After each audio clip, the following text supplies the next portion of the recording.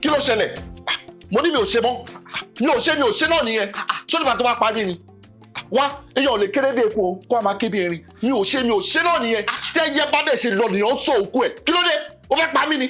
kí ló ń sọ tó dùn lẹ́nu ẹ̀ yìí kí ló ń sọ orí mi ò lè padà dìrù láíláí àwa tá à ń gbé ní island káwá padà sí mainland wàá wọ́wọ́ yìí ni o. àgbà tá à ń gbé island kan kí ló ṣẹlẹ̀ tá a bá lè padà sí mainland sọ́ọ́ni bí wá síbí báyìí ni sọ́ọ́ni dandandandan agbọ́dọ̀ gbé island ni pàfọ́ọ̀tọ̀ fi gbé island ni tala package fún nígbà tá a kó wọnú ilé ìjọ èlò làásán first year ló mo fi wọlé 4 million naira following year wọ́n ṣe 95 wọ́n tún ṣe 6 7 8 mi ò lè ṣe.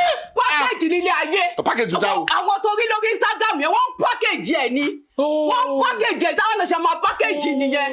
mo ti rí ibi tó ń lọ so 11 million naira ó fẹ́ ká san kí lọ jalè àbí. àmọ́ tí ọmọ ojú tó fi ń wò wá ni. ojú wo lọ fi ń wò wá. tí ọmọ ojú tó fi ń wò wá. ojú wo lọ fi ń wò wá ojú wo lọ fi ń wò wá kí ló ṣẹlẹ̀ dandan ni wá mi ò ní náà nìyẹn.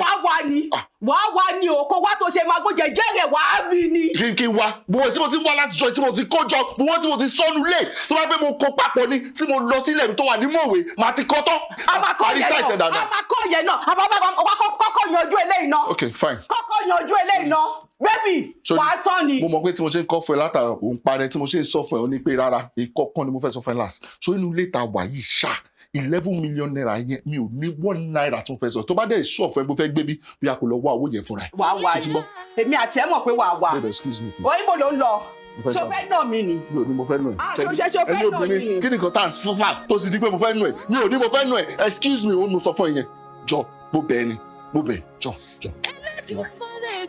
sinmi rest you need rest bí a kò lọ mọ omi tó tutù kò sí mi. jẹ́ àwọn ìbò ló wá ń lọ sí.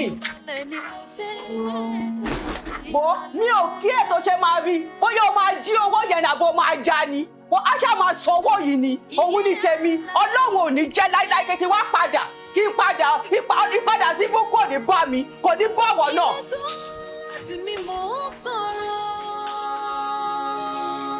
Tọ́míkẹ́ jọ mo ní kó bá mi bá ẹ̀gbọ́n ẹ̀ sọ̀rọ̀. You know, she's putting me in a lot of pressure. I am so pressured as we speak. Gbogbo kan tá à ń fa yìí kò ṣe kan tó lọ fà. Nǹkan kékeré ni tó yẹ kí ọkọ àti ìyàwó jọ sọ ọkọ dé agree lé lórí. She's making it a big deal. Ilé tá ń gbé. O ṣàràtà sí mi, mo lè explain ẹ̀ fún ẹ. She understand 8 million naira là ń san bẹ́ẹ̀. All of a sudden, wọ́n kàn increase it sí 11 million naira. And I cannot afford it at this minute. I can't mi lè tanra mi. Mo dẹ̀ báyàwó mi sọ̀rọ̀ pé okay, owó kékeré kan wà lọ́wọ́ mi. Ṣé ká lọ sí mainland ká lọ start all over again. And tọ́lọ́run bá bless wa náà, island tó ń sọ̀rọ̀ pa yìí á padà síbẹ̀. Ó ka gidi bolẹ̀ ni wọn ò lè padà lọ sí mainland. Èmi fẹ́ dáhùn padà sẹ́sì àárọ̀. You know, she was just saying a whole lot of things. And I'm like, is it that deep? Kí ló wà ń bẹ́ kí èèyàn gbé mainland? Ìdí tí mo ṣe wá bá ẹ nìyẹn pé kó jọ kó bá mi bá sọ̀rọ̀ because I'm losing my mind. I am. Oladayo, ẹ̀wù ẹ má bínú. Mo máa bẹ̀yìn náà ni. Ṣé rí bó ṣe wà yẹn mo ti bá wọn sọ̀rọ̀ o. Mo ti bí wọn pé kí ló yẹ tó ń ṣe bó ṣe ń ṣe o. Wọ́n dẹ̀ ṣe yìí sísítàn ni wípé island yẹn àwọn fẹ́ gbé sẹ̀ àwọn ò lè kúrò ń bẹ̀ sẹ́ ẹ̀. Wípé bẹ́ẹ̀ làwọn ọ̀rẹ́ àwọn ń gbé yìí ibẹ̀ everybody ń gbé kò sí nǹkan tó máa má àwọn kúrò ń bẹ̀. Èmi náà ti sọ pé ṣé kò sí nǹkan míì bó wọn ò gbọ́. Mi mọ why mo need kí kò bá mi sọ fún níbi tó máa ti gbọ́ ṣùgbọ́n please because gbogbo nǹkan tó ń sọ yìí náà ló ń tẹpá mọ́ and it's getting too much for me. I beg you kò jọ bá mi bá sọ ṣùgbọ́n Ọlọ́run adé jẹ́ kó gbọ́. Àmín máa tún bá wọn sọ máa pín wọn máa jókòó máa dẹ̀ bẹ̀ wọ́n pé kó jọ kó lísìsì kan tó kàn wọ́n sọ. Ọkọ ṣáà ló lówó orí àyà. Ẹ má bínú ẹ jọ̀ọ́. As it is, you have to cut your coat according to your size. Ẹ má bínú ẹ jọ̀ọ́. O ṣe nǹkan tí mo ní kí n bá ẹ sọ nìyẹn. Mo ti gbọ́ sá máa bá wọn sọ̀rọ̀. Ẹ sá ẹ jọ̀ọ́ ẹ drop mi. Okay. Bí ìfẹ́ bá di èké, ilé àtú. Ayálà ìṣòtí. Ọ̀rẹ́, ó yarí o. Ó yarí mo bá fà á títí ó yarí. Ó lóun ò lè sanwó yẹn o. Tèmi dùn. má jẹ́ kí n parọ́ tán ẹ o 11 million náà pọ̀ o ó pọ̀ o ẹ jẹ́ gbé láti ìsàlẹ̀ bẹ́ẹ̀ jẹ́ fi sí 9 million dáa ń gbé ká ṣàánú ẹ̀. bó ṣe ń sọ̀rọ̀ ẹ̀yin méjèèjì ẹ gọ̀ ẹ lọ́pọ̀lọpọ̀ kan ẹ̀sùn ẹ kọrí síbì kan náà ìgbà tóun ti ń ṣe ó yagi o mo ti mọ̀ pé ọ̀rọ̀ tó máa jáde lẹ́nu ò lè dá tóun bá tiẹ̀ ń sọ ṣó yẹ kí ìwọ náà máa gbé jọ torí Ọlọ́run 11 million naira péré ó máa dúró tì lọ́rùn ni ó bá fà á bí mo ṣe ní kó bá fà á ni. mo bá fà á even gan mò ń ké. tó bá ti ń ké yẹn iyọ̀ tí ń wò ó nídìí àti ké wàá jí lóru ni ṣé ò fẹ́ gba ẹ̀tọ́ ẹ kúrò lọ́wọ́ bọ̀bọ̀ yìí ni gbogbo ọ̀nà tó bá gbà ló máa fi gba ẹ̀tọ́ ẹ kúrò lọ́wọ́ ẹ̀ gbogbo ọ̀nà tó bá gbà ló máa fi gba ẹ̀tọ́ ẹ kúrò lọ́wọ́ ẹ̀ ó máa jí ni táǹtọ́ dẹ̀ máa ń jí ọkùnrin 1 to 3 ni gbà ẹ́ ló oorun máa wọ̀yàn lára ẹni tó bá jí wọn kò ní fẹ́ bẹ́ẹ̀ fa wàhálà tó bá rí ẹ báyà máa kọjá àdé àbáwò pé Ọlọ́run mi ni ẹ 1 to 3 wàá jí 3 wàá máa bá fa wàá nílé yẹn ló fẹ́ ò fẹ́ dèrò ẹ̀yìn wàá máa emotionally blackmail yẹ emotional blackmail bó ṣe sunkún yẹn ẹkún òfò ló sun tó ṣe ń sọ síwájú báyìí wàá máa sọ sẹ́yìn wàá tún máa ké bí pé ó fẹ́ bà tiẹ̀ jẹ́ títí tó máa fi kó fún ẹ tó bá dúró lórí ẹ kò ní ní choice tó máa fún ẹ 11 million yẹn. a ní kò rí mi ò bẹ́ẹ̀ sọ̀rọ̀ jọ nítorí Ọlọ́run ṣó ti gbọ́ nǹkan tí mo sọ mo ti gbọ́ ó ṣe táìmù ni mo ní kò jí. 1 o'clock kí n wá bá fà á títí wọ 3. ó ti dá fún un tó bá débi iṣẹ́ gan kò ní fẹ́ jẹ́ kí orú ẹ̀ tún ṣẹlẹ̀ lálẹ́ ọjọ́ kejì ọ̀rọ̀ yẹn gangan ló máa gbọ́ 11 million yẹn ló máa wá àwọn òpè jẹ́ ń fún kí ó lè jẹ nísìnyí. o ṣé ọ̀rẹ́ mi ṣó ti gẹ́tẹ̀ mo ti gẹ́tì bá délé nǹkan tí màá wo ìwọ gan agbélé gbọ́. ṣó ti gbogbo wo yẹn ó máa sọ di agbára ó máa gbẹ̀tọ́ ẹ̀ lọ́wọ́ ẹ̀ ara òkà ṣọ́dọ̀ àwọn ọkùnrin ò ṣe fọwọ́ jọ̀bọ̀jọ̀bọ̀ mú ilé bó ṣe ń ṣe bí ọ̀dẹ̀ èèyàn máa lé mọ́kùnrin lọ́wọ́ ni tó bá ṣe bẹ́ẹ̀ òní gbẹ̀tọ́ ẹ̀ lọ́wọ́ wọn ojúbọ̀rọ̀ ò ṣe gbọmọ lọ́wọ́ èkùrọ́ ṣó ti gbọ́ ìwọ ni mò ń wò torí báyẹn ń wò ń nítorí báyìí ní pàwá wèrè òrì aládùáìsì òfin. kí ló pọ̀. má bàa sọ ọmọ fílẹ̀ èmi ni kó máa wò ṣó ti gbọ́. ó ṣe jàre ọ̀rẹ́ mi ó ṣe jẹun wọ́n máa ṣe pé òun ò lè jẹ kankan tó irọ́ jẹ ni ó ṣe ìdí bámbà. ó ṣe ẹ̀ tẹ́lẹ̀.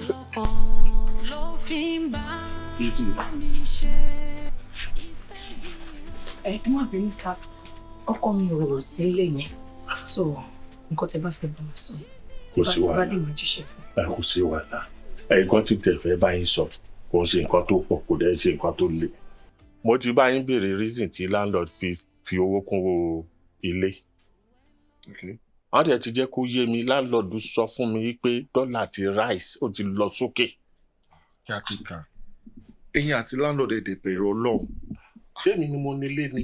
ẹbí ti bá wo ẹ jọ ṣé ilé yìí ẹ fẹ́ tún kọ́ láti bẹ̀rẹ̀ ni ṣe fẹ́ tún blọọkì rà bí sìmẹ́ǹtì ni ilé tẹ́ ti kọ́ how many years ẹ sọ pé dọ́là àfẹ́ tiẹ̀ lé ni irú ọ̀rọ̀ wo lẹ ń sọ yẹn náà. tí value dọ́là bá ti lọ sókè value ilé náà máa lọ sókè value oúnjẹ máa lọ sókè ó mọ bá ṣe ń bára wa ló ń lu ìnà. kí lẹ́yìn wá sọ fún wọn gbà tó bá yín sọ kàn tó bá yín sọ yẹn torí kò make sense mi náà. mo ní kó pe àbókí wọn wọ́n dẹ̀ pé ìṣojú mi àbókí dẹ̀ sọ pé dọ́là ti rise ó dẹ̀ sọ iye tó jẹ́ àwọn dẹ̀ calculate ẹ̀ wọ́n gbé ìṣòro lé náà fi rise 11 million naira. Sorry, baba caretaker nǹkan tẹ́ bá fẹ́ ní kẹ́ sọ please just go straight to the point èmi níbi tí mo lọ pẹ́ṣẹ́ wo mi mo ti múra and I have places to go so nǹkan tẹ́ bá gbélé tẹ̀yìn rígbọ́n àrò tẹ̀yìn ṣe yìí I don't understand kí lẹ fẹ́ kí nǹkan tẹ́ fẹ́ gangan go straight to the point. nǹkan tí mo fẹ́ ò le landlord tó nílé iṣẹ́ ó sọ pé owó ilé òun fún yín lọ́sẹ̀ kan wípé owó ilé ti di 11 million naira ẹni tí ò bá lè sọ after 1 week kó fine wẹ̀ àìfáìn wẹ̀ ẹ mọ landlord ó sọ lórí ó ya wèrè gan ọlọ́pàá ló máa wá kẹ́rù onítọ̀hún jáde and thank God ó ṣàlàyé fún mi pé nígbà tó ń fẹ́ fún yín lé àwọn landlord kan mo respect wọn wọ́n ní làákàyè onígbà tó ń fẹ́ fún yín lé ẹ̀ka òun ní ṣó yé yín ẹnu yé yín gbogbo nǹkan tẹ kà ń bẹ̀ ipò dẹ̀ wà ń bẹ̀ wípé 1 month nínú agreement ẹjọ́ tẹ kà tẹ sign wípé 1 month ẹ bá ti rówó lé san a week after that 1 month ẹ máa kẹ́rù yín kúrò nílé ẹ máa lọ àìkẹ́rù yín kúrò ọlọ́pàá ló máa bá yín dẹrù yín síta. èwo ọlọ́pàá tẹ̀ pariwo wàá kí ni ìtumọ̀ nǹkan tẹ̀ ń sọ báyìí ṣe rí tó bá jẹ́ pé increment yẹn ni ìṣòro ayé yín. no ṣòro landlord. tó bá jẹ́ ìṣòro yín ni ẹ̀yin lẹ mú landlord kan ló wà ń bẹ ẹ̀yin lẹ wà ń bí. I don't care ṣe rí first in Larola I'll make the payment. no No, for you, look at this man now. Don't tell me what to look at this man. No. They can't solve. Sorry, báyìí bó ṣe wà yìí. Ó shock mi pé kò lè san 1 million ní rent bó ṣe wà yìí. He can't ṣe lè san. Àwọn sọ́lẹ̀ ṣètì. Ẹ bá sọ wíyọ̀ máa fẹ́ tèmi. Wọ́n fẹ́ kí èmi náà sọ, ẹ jẹ́ ká fight. I will make the payment tomorrow morning. To make sure you nìyẹn, ẹ má worry. Because I don't understand. Ṣé bá ká mi ṣù wà lọ́wọ́ yìí? Ti sanwó yẹn sẹ́. ẹ jẹ́ ká jẹ́ ìwọ̀n àwọn máa. Owó tẹ́fẹ́ sọ ẹ ó máa padà affect. Láńlọ́dẹ wo àwọn ọlọ́fẹ́ sọ èmi ò lè rí sàn. Ẹ wo Mr. Man, akúṣe òǹgbẹ estate o. Mr. Wala kúṣe. Mi ò mọ ẹni tí ó tó dà. Ẹ sọ̀rọ̀ now. Talk to me directly now, Tálákúṣe. Nígbà tẹ́ ẹ̀ rí 11 million san. Ṣẹ́yìn lè gba flat kẹ́yìn rí 11 million san ni. Ẹ̀tọ́ bẹ́ẹ̀ ni mo ṣe jókòó sí àpò jẹ́gẹ́dẹ́ mi níbi tèmi ń gbé lọ́wọ́. Kí lẹ́yìn ń ṣá láti sọ? Pé kémi náà lọ síbẹ̀. Ẹ má padà kúrò nílé yìí náà ni. Ọ̀sẹ̀ kan la fẹ́ fún ẹ, ó ti jẹ́wọ́ oṣù kan already báyìí. So ọ̀sẹ̀ kan after 1 week o kó rẹ kó ń bí. Kò jù bẹ́ẹ̀ lọ. Ẹ disrespect mi o. Ó ní kí n kóra mi kúrò níbí báyìí. Ẹ wo tẹ́yìn bá mi sọ̀rọ̀. Káàtẹ́gà mi àti yóò ní issue now. Ní issue ẹ ti ń tàwọn sí mi. Ó ní kí n kóra mi kúrò níbí báyìí. Ẹ má sọ̀rọ̀ sí mi bẹ́ẹ̀ mi láìkẹ́. Family man ni mi. Mo níyàwó mo lọ́mọ. Èmi náà níyàwó mo lọ́mọ. Owó ló máa fi tún wà rẹ̀ ṣe. 11 million kò yẹ kó pọ̀ jù fún ẹ, ó ga owó òjòjò lówó. Gíga lówó ni. Ẹ ṣètò òsì fún akúṣe o, ẹ jọ̀ọ́ nítorí Ọlọ́run. Ẹ jọ̀ọ́ ẹ má gbàṣẹ́ lọ́wọ́ mi. Please, bọ́tẹ́mi náà fi ń jẹun tí mi ń gbọ́ family mi. Ṣẹ́gbọ́, tẹ́lẹ̀ ọkọ yín bá ti dé, ẹ ṣàlàyé nǹkan tí mo ṣe fún. Ṣẹ́gbọ́, ọṣẹ́ o. Ẹ fún lọ́dún. Ẹ kọjá.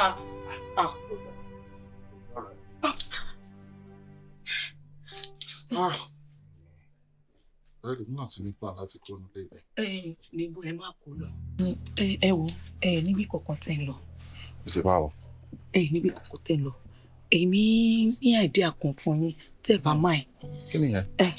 Ṣé mo pé apartment títí wa èmi àtọkọ mi nìkan la wà ń bẹ̀. Ọkọ mi ò dẹ̀ kí n gbélé. Èmi púpọ̀ yìí náà ni mo wá lé. Mi ì bá mú wá bí àmọ̀ràn kó lè rọ̀ yín lọ́rùn ní tí ni mò ń ṣe o. Ẹ̀yin àti wife mi kẹ́ park wá sí apartment títí wa. Kájọ máa lò, kájọ máa pín wọlé yẹn san. So a lè rọ̀ yín lọ́rùn.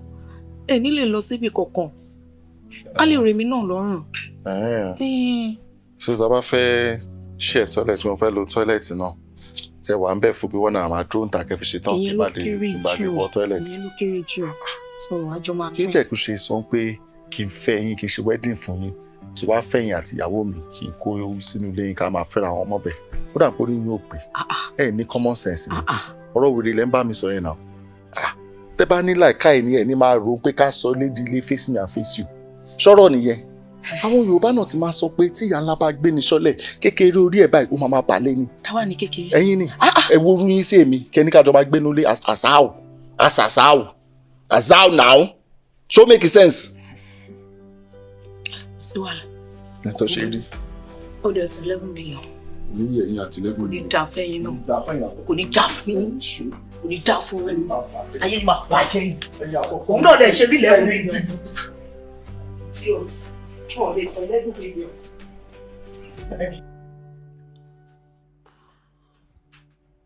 Ìbéèrè kí ló pè é fún kí ló update? Babe, mi ò bá ìjà náà. Láti jọ ìyókò kan lé mọ́ mi ní sùúrù náà. Ó dà kí àtẹ̀ká lè máa tẹ̀ ṣẹ́ sọ̀rọ̀ tó ń sìn. Ó dẹ̀ jẹ́ kó yé mi pé a ní ju ọ̀sẹ̀ kan lọ́nu léyìí. Mo dẹ̀ rò pé fine, wọ́n ti gbìyànjú náà, wọ́n ti fún wa ní 1 month láti lè kọjá. You understand? So a lè bẹ̀bẹ̀ mọ́, ó ti yẹ. Mo wá rò pé owó tó wà lọ́wọ́ mi ni pé kí ni mo lè fi ṣe.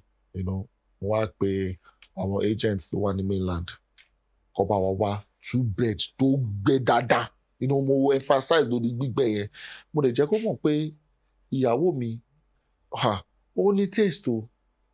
Kitchen ìyàwó mi ó gbọ́dọ̀ tóbi, ilé tó bá wá kí kitchen yẹn kó tóbi dáadáa, kó fẹ̀ gbogbo àwọn cabinet yẹn kó tutù. In short, mo sọ fún wọn pé new house gangan òun ìyàwó mi máa like. Do you understand? And I explained everything. Mo fi ẹ́ sínú consideration. Mo mọ̀ pé wọ́n máa sọ, everybody ló máa sọ pé obìnrin ló ní ilé. Do you understand? So mo fi ẹ́ sínú consideration. Mo dẹ̀ jẹ́ kó mọ̀ pé it has to be of high standard. Do you understand? So update tó wà lẹ́yìn tí mo ní kí n sọ fún ẹ òun nìyẹn.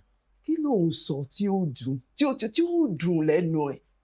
èmi Arike kí n padà sí ẹsẹ̀ àárọ̀. No. Mo mọ̀ yìí pé o fẹ́ fi mí ṣẹlẹ́yà ni. O fẹ́ jẹ́ kó máa bú mi, kó máa ní ẹni lọ ló bọ̀. Èmi kó máa fi mí ṣẹlẹ́yà. Arike, no now, no, kò tó nǹkan tó ń sọ yìí. Mi bá máa ṣe rò pé kí n fi ẹ́ ṣẹlẹ́yà. No, kò sílẹ̀. Understand nǹkan tí mo sọ pé a lè afford it. We can't afford it. Wà ni.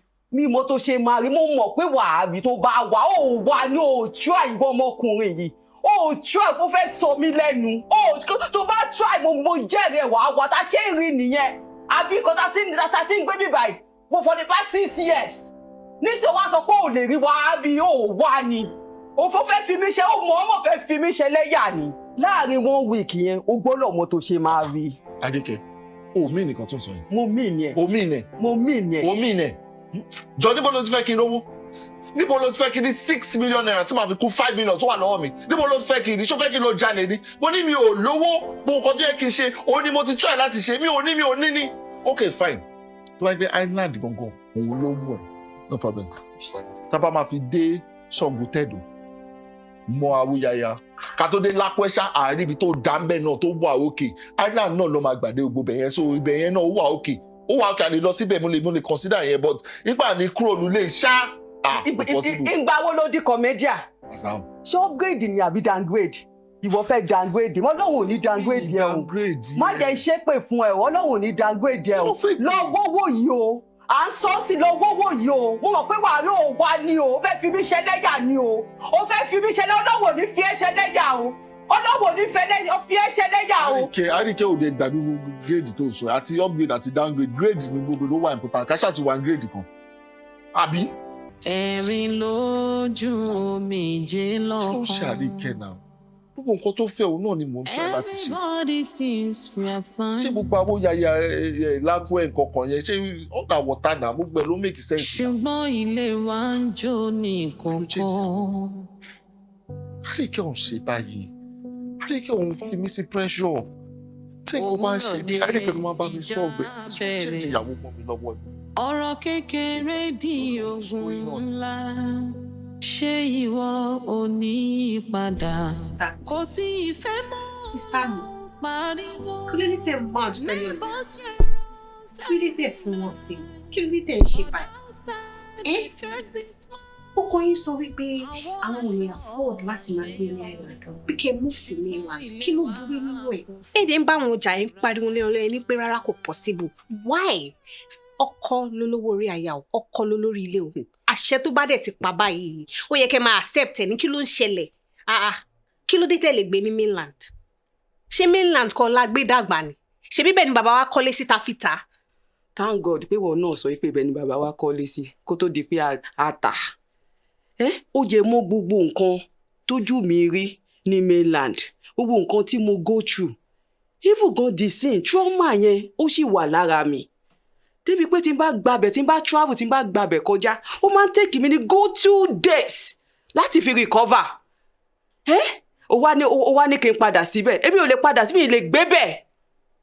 Sister mi, any point ṣe gbọ́. Àmọ́ ìsìn tọkọ yín wá sọ pé àwọn ò lè afford láti gbé Island mọ́. Kí lè fẹ́ kó ṣe ṣí kó ń lọ jalè ni? Wo ṣebí 8 million à ń sọ tẹ́lẹ̀. Èló ni 3 million tí ó lè wá. Wo má dá lóhùn, ó mọ̀ fẹ́ lọ fìyà jẹ mí lọ́hùn ni. Wo mi ò lè gbé bẹ́ẹ̀ o. Kò sí wàhálà. Ẹ̀yin lẹ mọ̀ kọ́ yín, ẹ̀yin lẹ mọ̀ mú ìbọn tèmi, ẹ̀yin lẹ mọ̀ bẹ́ẹ̀ ṣe máa mú wálẹ̀. Ẹ ṣáà take it easy. Nǹkan tèmi máa sọ fún yín nìyẹn, ṣé gbọ́. Ẹ dúró nù. Àwọn ọmọ mi kọ́ àtàárọ̀ tí mo ti dé. Látìgbà tí mo ti jókòó síbí mi ì rí kọ́ pariwo, mi ì rí kọ́ sáré wá bá mi, my sister, my auntie. Kí ló ṣẹlẹ̀ ibo ló wà? Wọ́n tẹ̀lé dádì wọn jáde. Wọ́n tẹ wo díẹ̀ ń bẹ́ẹ̀ sáré lọ bẹ́ẹ̀ mú nǹkan tó wá wá. Ẹ wo gold bracelet yẹn ni o. Bracelet ẹ jọ. Wàhálà ẹ̀ pọ̀. Wàhálà ẹ̀ wọ́n dìgbà tó bá gbà tán. Èmi làbúrò yín nǹkan tó bá ti jẹ́ ti yín tèmi náà ni ẹ lọ mú wá. Ẹ jọ bí 10 gram above ni o. Ẹ ṣe.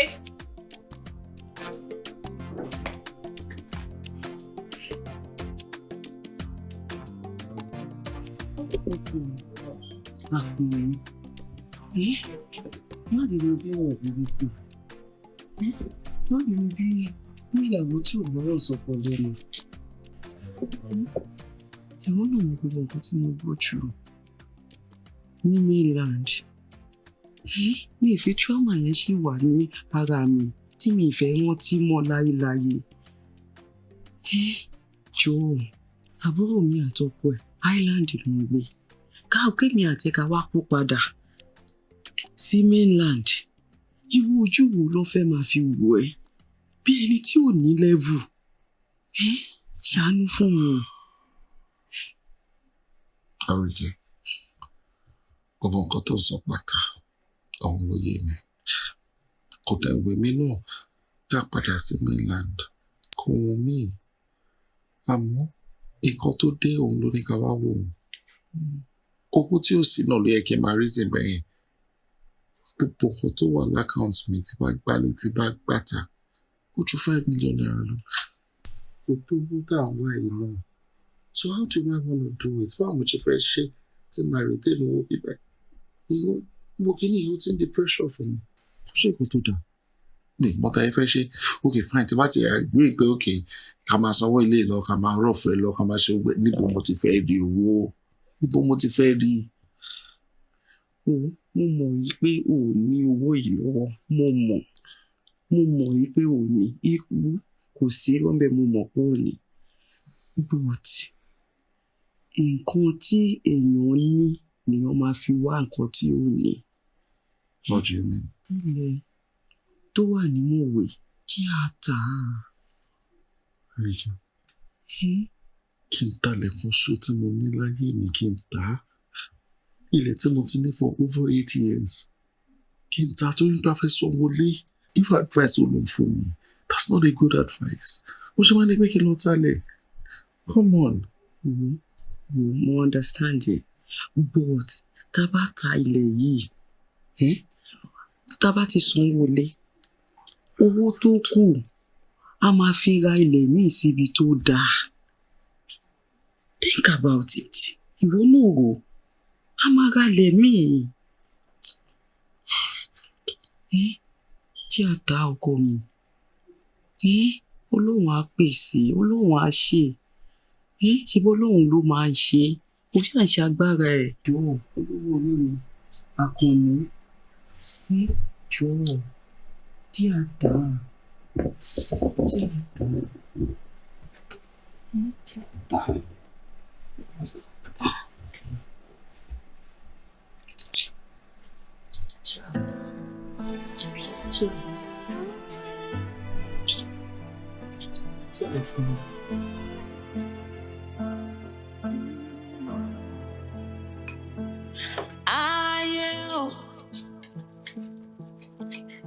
Ìfẹ́ bá di èké ilé àtú. Mi ní gbọ́ pátá sápá yín lórí kí n fún yín lómi o torí mi mọ ẹjọ́ tẹ̀ ẹ̀rọ iná dẹ̀ lẹ́ ń jẹun jù.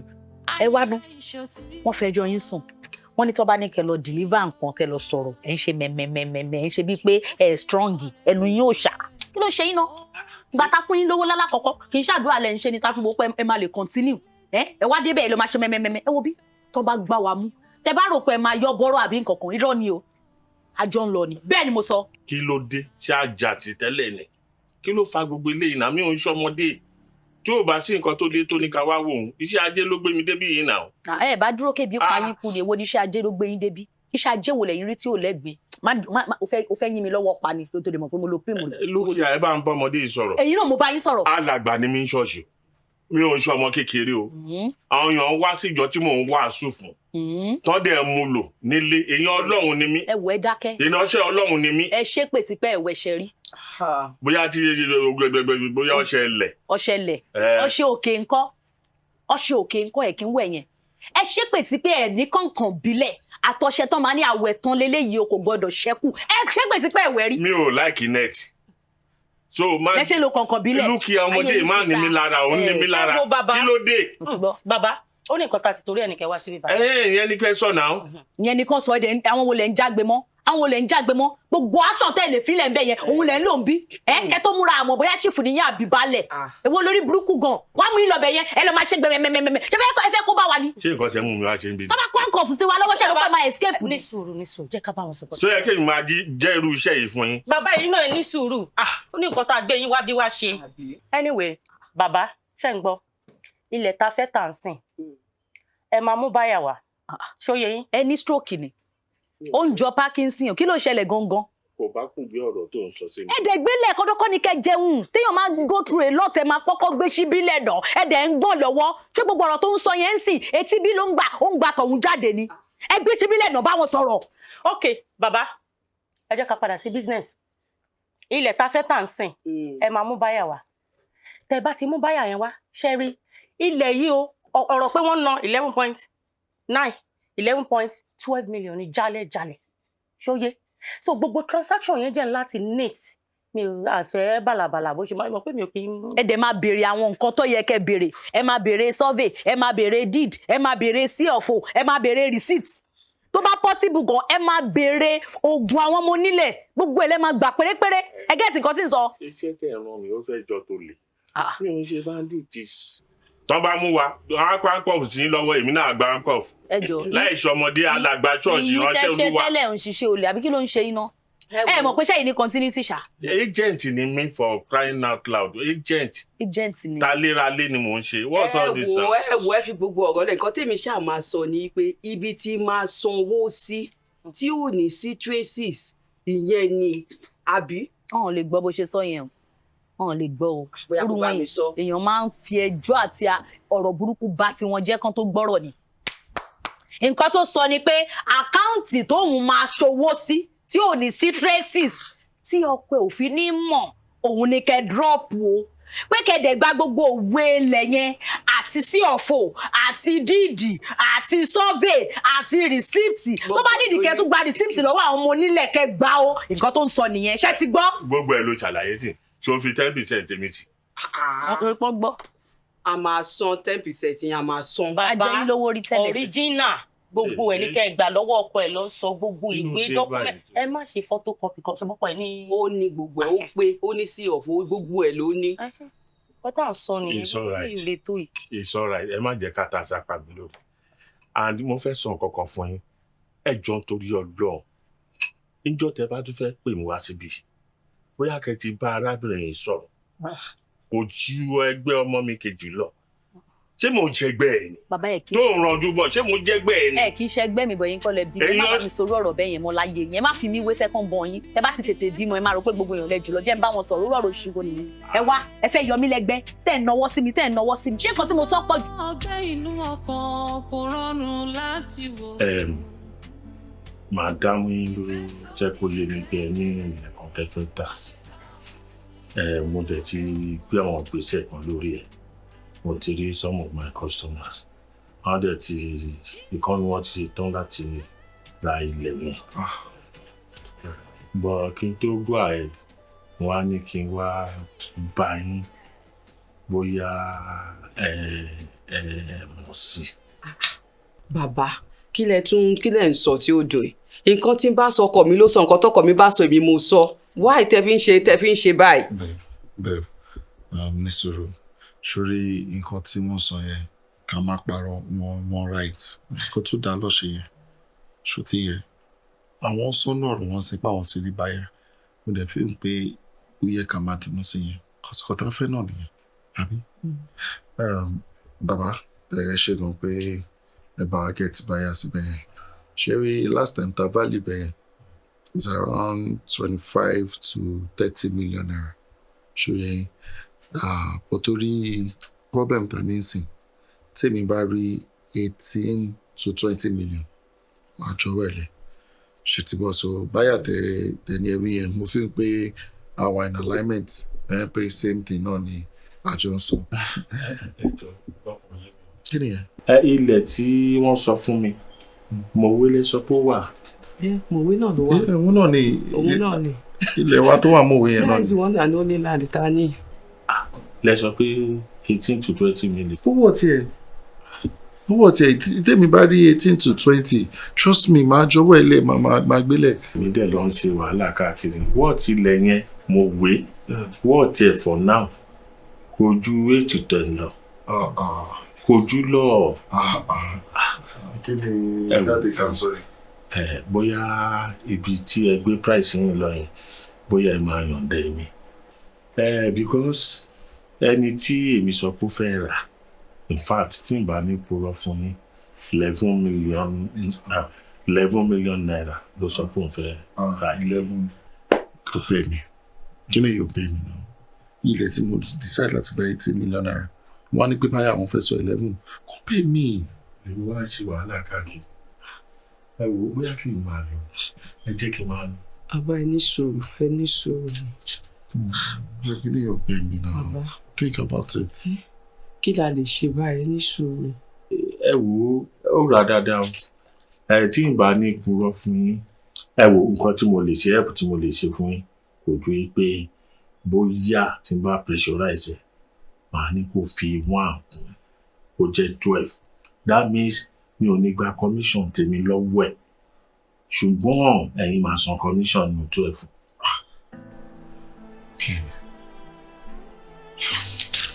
ẹ mọ̀ kọ́ bàbá ẹ̀yin ẹ ó dùn ẹ fún wa ní just 5 minutes baby díẹ̀ wá ná bá ń bọ̀. Okay.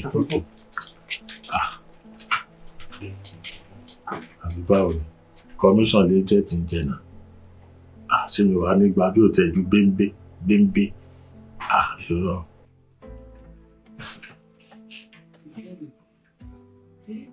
ṣùgbọ́n pé kò yí sí láti get it báyìí fún ilẹ̀ tó lọ́ọ̀ 10 million over 10 million mo ti ń tó fẹ́ rà ní tó 12 million yìí náà àti rí kò máa easy láti get ẹni èèyàn tó máa rà nílé yẹn kò easy. wọn lọ pọn kò tún sọ láàrin ìgbà tí àmọ́ pé ilẹ̀ yìí over 20 million and above mo wá sọ pé òkè ilẹ̀ yìí ready láti gba 18 million naira ṣé mo jẹ ó dẹ̀ ní okay fine èèyàn tó fẹ́ ra 12 ló fẹ́ ra àpéyìn kò gbé mi náà tí wọ́n tún 1 year ilẹ̀ yìí máa fi ṣe jù sọ fún mi tàbí tó ń gé tàbí tó ń lose. a ṣì gain ìgbà tó ra ilẹ̀ yìí gbogbo bí a 2 million ló ra a ṣì gain. èyí tí mo rà lẹ́kọ̀ọ́ ló mọ́ta wọ́n ti lẹ̀ at this time òun ló mọ́ta. ìgbà táwa fẹ́ nídìí owó pé báyìí nǹkan kí la fẹ́ ṣe a nídìí owó. lórí ibi tí a nídìí owó ti bọ́rọ̀ rẹ̀ gbọ̀ngàn ibẹ̀ yẹn gbọ̀ngàn mo láìkẹ́ nísìnyí tá a bá ń ta lè yẹn ní 12 million naira tá a wá fi owó yẹn tá a fi sanwó ilé yìí jọ tó bá di following year kí la tó máa gbé tà tó máa fi sanwó ilé are you thinking about it. ṣé ìwọ lọ lọ́hùn ni o kì í ṣe olólùwọ̀n á ṣe é o kì í ṣe olóhùn ìfẹ́ mi tí àtàkù ò ń bẹ̀ tẹ́lẹ̀ yìí bá lọ ló ń kọ́ ó tún máa ná ìnákùná lọ́wọ́ máa ná o kì í máa kì í ṣe olóhùn. kàtà jẹ́ àtà.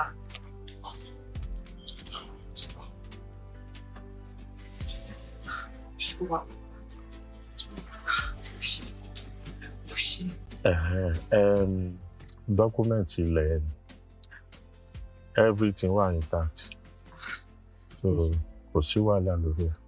ẹ ṣé gan mo really appreciate gbogbo nǹkan tẹ́ ẹ̀ ń ṣe fún mi ṣẹ́yìn náà rí i pé ibẹ̀ yẹn ó wà òkè gan.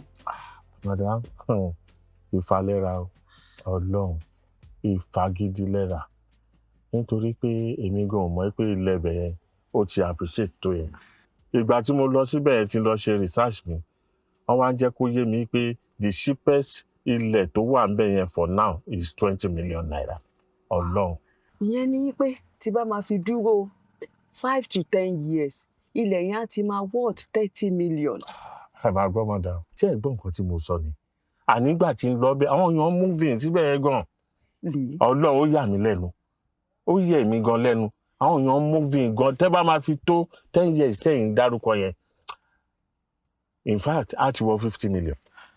ṣe wá rí i pé good investment ni mo ṣe. good investment ni o ìfàlẹ́ra o ó ti ṣíìpù jù tó bá yẹ pé ẹ sọ pé ẹ̀rà mọ́ ni àwọn tó máa ra máa bo ibẹ̀ yẹn ni o it's a good offer ni wọ́n fún yín o. Ṣáà pé mo ṣiṣẹ́ fún yín. Ẹ ṣiṣẹ́ fún mi, ẹ ṣe gan ẹ wo. Èyí ni màá dúpẹ́ lọ́wọ́ ẹ. Ẹ kú àdúró tì mí. Ẹ wo ẹ jẹ́ kí tètè máa lọ because màá yà máa kọ́ àwọn ọmọ school. No problem. Màá jẹ́ máa rí. Èmi gan máa update yín tẹ́nìtì bá tún wà. Ẹ ṣe gan bẹ́ẹ̀ ni ti rí. Mo fẹ́ sáré dọ́dọ̀ mẹkáníìkì mi. Kò sí problem, màá pè yín. Ó dàbọ̀. Ṣé ìwọ ò ní padà? Kò sí ìfẹ́ mọ́ lọ́hùn pariwo. Neighbors share every night, but outside we fake this. Wákúlé o. Àwọn aṣọ àṣeyọrí, ṣùgbọ́n ilé wa kún fún ìrora.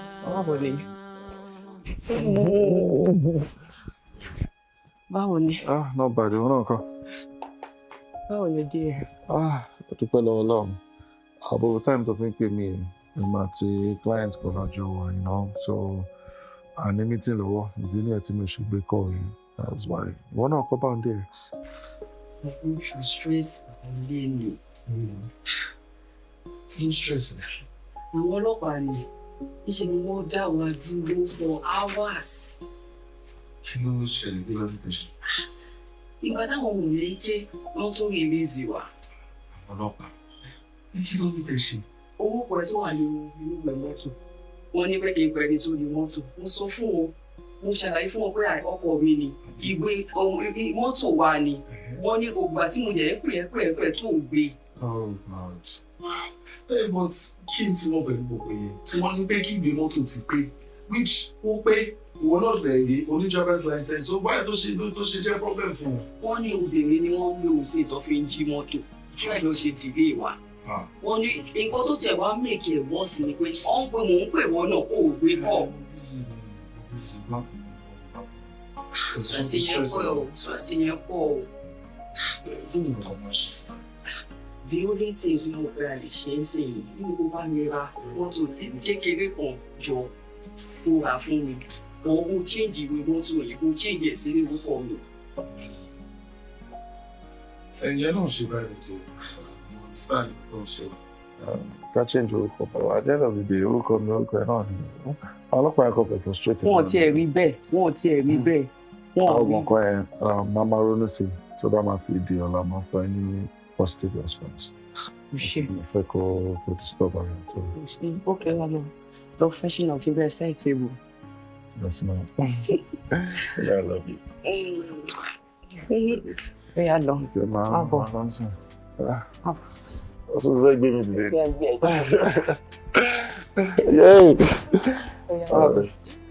Pẹ̀lẹ́. Yóò padà sílé. Last forever, every last will fade away. Ìfẹ́ sọ ní ìgbẹ́kẹ̀lé, má ṣe ká fún ìfẹ́ ọjọ́ kan.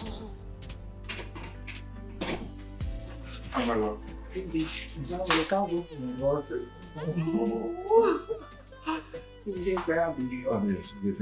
Mi ní pẹ́ ṣe tán abẹ́ sẹ́ẹ̀ tí mo sì. Ọ̀rọ̀ tí a sọ lánàá yẹn, mo ti padà ní solution sí. Yes, mo pé lẹ́yìn tá a san wọlé, mo ṣe níbi 6 million naira lákàntì mi. Mo rò pé tá a bá ṣe change of ownership sí mọ́tò yẹn, kò ní really make sense. Wọ́n ti mọ mọ́tò yẹn mọ́ mi, get mo wá decide pé that 6 million naira máa fi ra mọ́tò fún mi. Ó ṣe bébí mi. Ó ṣe ọlọ́wọ́ ọmọ bless ẹ̀. Ọmọ nílọsíwájú ò ní wálẹ̀, ò ní ṣubú dànù. Oh my God, I love you so much.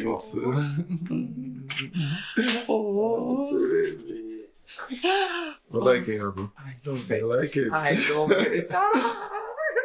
Oh my God. Okay, oh yeah. Lójú kò kí bẹ́ẹ̀ sẹ́ẹ̀ table. Okay, that's fine.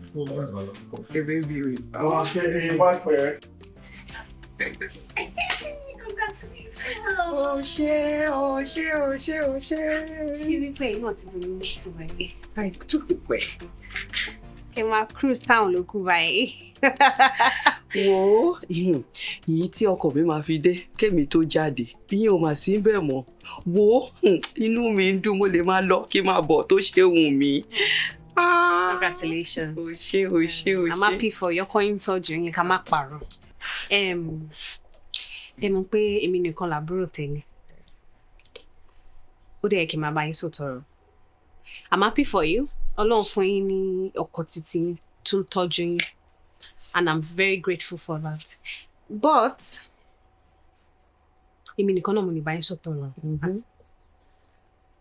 Ó ti tó time fún yín láti wá nǹkan ṣe. Bẹ́ẹ̀ ni, nǹkan tó máa mú wọlé sí yín lọ́wọ́ sí yín lápò. Tó jẹ́ wípé tẹ́yìn náà bá fẹ́ ṣe nǹkan, ẹ rí bí mówó. Ẹ lè sọ pé ẹ̀yin fẹ́ sanwó ilé. Ìtọ́kọ yín dá sanwó school, sanwó ilé, ra mọ́tò, ṣe lè, ṣe tọ̀hún. Kí lẹ fi ń support? Marriage is a partnership. You're supposed to help and support your husband. Kí lẹ ṣe gangan? Dúró ná. Ṣé ọkọ mi wá fẹjọ́ mi sùn ẹ ni? Kò fẹjọ́ sùn. Ọkọ mi pé sis. Anything can happen at any time. Ọlọ́run ò ní jẹ́ God forbid that you will lose your husband. God forbid. Mo ti sọ mọ́rọ̀ pé God forbid that you will lose your husband. But never say never. Anything can happen that ní access to funds wọn. Gbogbo obìnrin ní ayé yìí, ọkọ ẹ̀ ní kó ṣiṣẹ́, ọkọ ẹ̀ ní kó má ṣiṣẹ́ o. Ó yẹ kó máa fi owó síbi kan pé owó ìmú tọ́jú ẹ̀ for rainy day. Sister mi ìṣàn pé nírun wọn báyìí. Wo kí ẹ wá sọ fún ẹ. Ọkọ mi ló sọ fún mi nípò òun fẹ́ full housewife. Òun ò fẹ́ jẹ́ kí n ṣiṣẹ́. Kí má ṣe nǹkan kan kí n máa tọ́jú ọmọ. Iṣẹ́ náà ni kéèyàn máa tọ́jú ọmọ náà. Mi argue o. Iṣẹ́ ni. But ẹ lè máa ṣe business now. Fóun wà téèyàn fi ń ṣe online business. Káràkátà. Dúró. O ti mú inú bí mi. Tó bá ṣe pé o jẹ́ àbúrò mi, màá ní o ti ń jealous. Ìyí tẹ́ pé wá bá mi ṣàjọyọ̀. Tó yẹ kájọ kí n lọ gbọ́ tí jáde. Kájọ máa mú kájọ máa jí sí kí n wọ̀ ẹ́ káàkiri. O wá ń complain. Ṣé ọjọ́ ẹni lọ́dọ̀. Ṣé ọjọ́ ẹni lọ́dọ̀ ẹ̀kọ́ kó máa complain. Kó máa lọ́kọ̀ mi tọ́jú mi púpọ̀ jù. Ní ìpàdé ṣe káwọn oníbọ̀sì ń bọ̀tà ni. Irú pálapàla wò ni. Ẹ má bínú. Congratulations! Ẹ má bínú. Mo yẹ lọ gbọ́ tí wá jàre. Ó máa complain. Tí ọmọ ìyá bá ti sọ ní àkọ́rẹ́ ìlú ọ̀pọ̀ bára wọn sùn tọ̀rọ̀. Ẹ ṣàgbọ́n tí ọ̀hún wà. Ẹ máa kọ́ máa rẹ́ everything fún yín kẹ́yìn máa lọ jẹ ṣẹ́kù. Ìyàwó mi, ibo ló dà tẹ́ kó sáṣọ pupa láì ṣiṣan? Àgbà mẹ́ta tó mọ̀ díẹ̀ ta òun ìdí aṣọ tí mo wọ̀. Wọ́n ní òun dáadáa sí i. Ó lè ṣe wàyí. Ó ní sùúrù. Kò fẹ́ nìyẹn, nǹkan tọ́kọ bá ti lóun ò fẹ́, kò fẹ́ nìyẹn, ó máa gba nǹkan tó bá fẹ́ ni. Ẹ bá mi bẹ̀ kó má kú bá mi. Kí n wá fi nǹkan tó ṣẹlẹ̀ lánàá tó di ìtàn lẹ́nu kí n fi hàn. Abalẹ̀.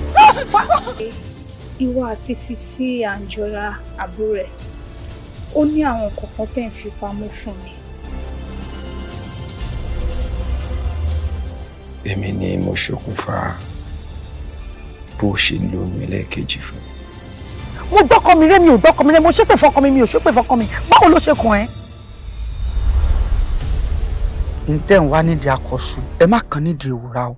Tó bá ti lè tó àsìkò ìpèsè yìí, mo gbọ́dọ̀ wálé láti wá ṣe. Mo ṣèlérí fún ẹ pé mi ò ní fi.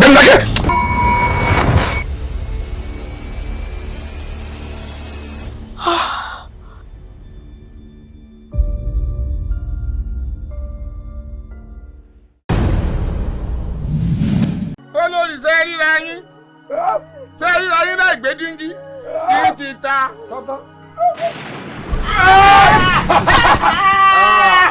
Mo ti ń bínú, ẹ ti mú mi bínú, ẹ febi pa mí, ẹ fìyà jẹ mí, ẹ fi ara ni mí, àmọ́ o àgùntàn tó bá da fánù ẹ̀jẹ̀ láfikò.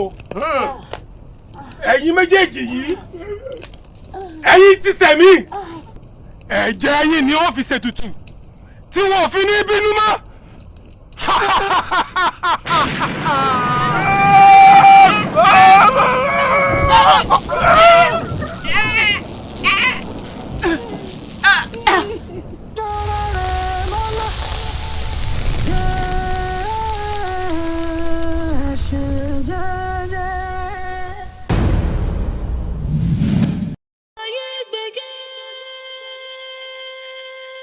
ènìyàn burú.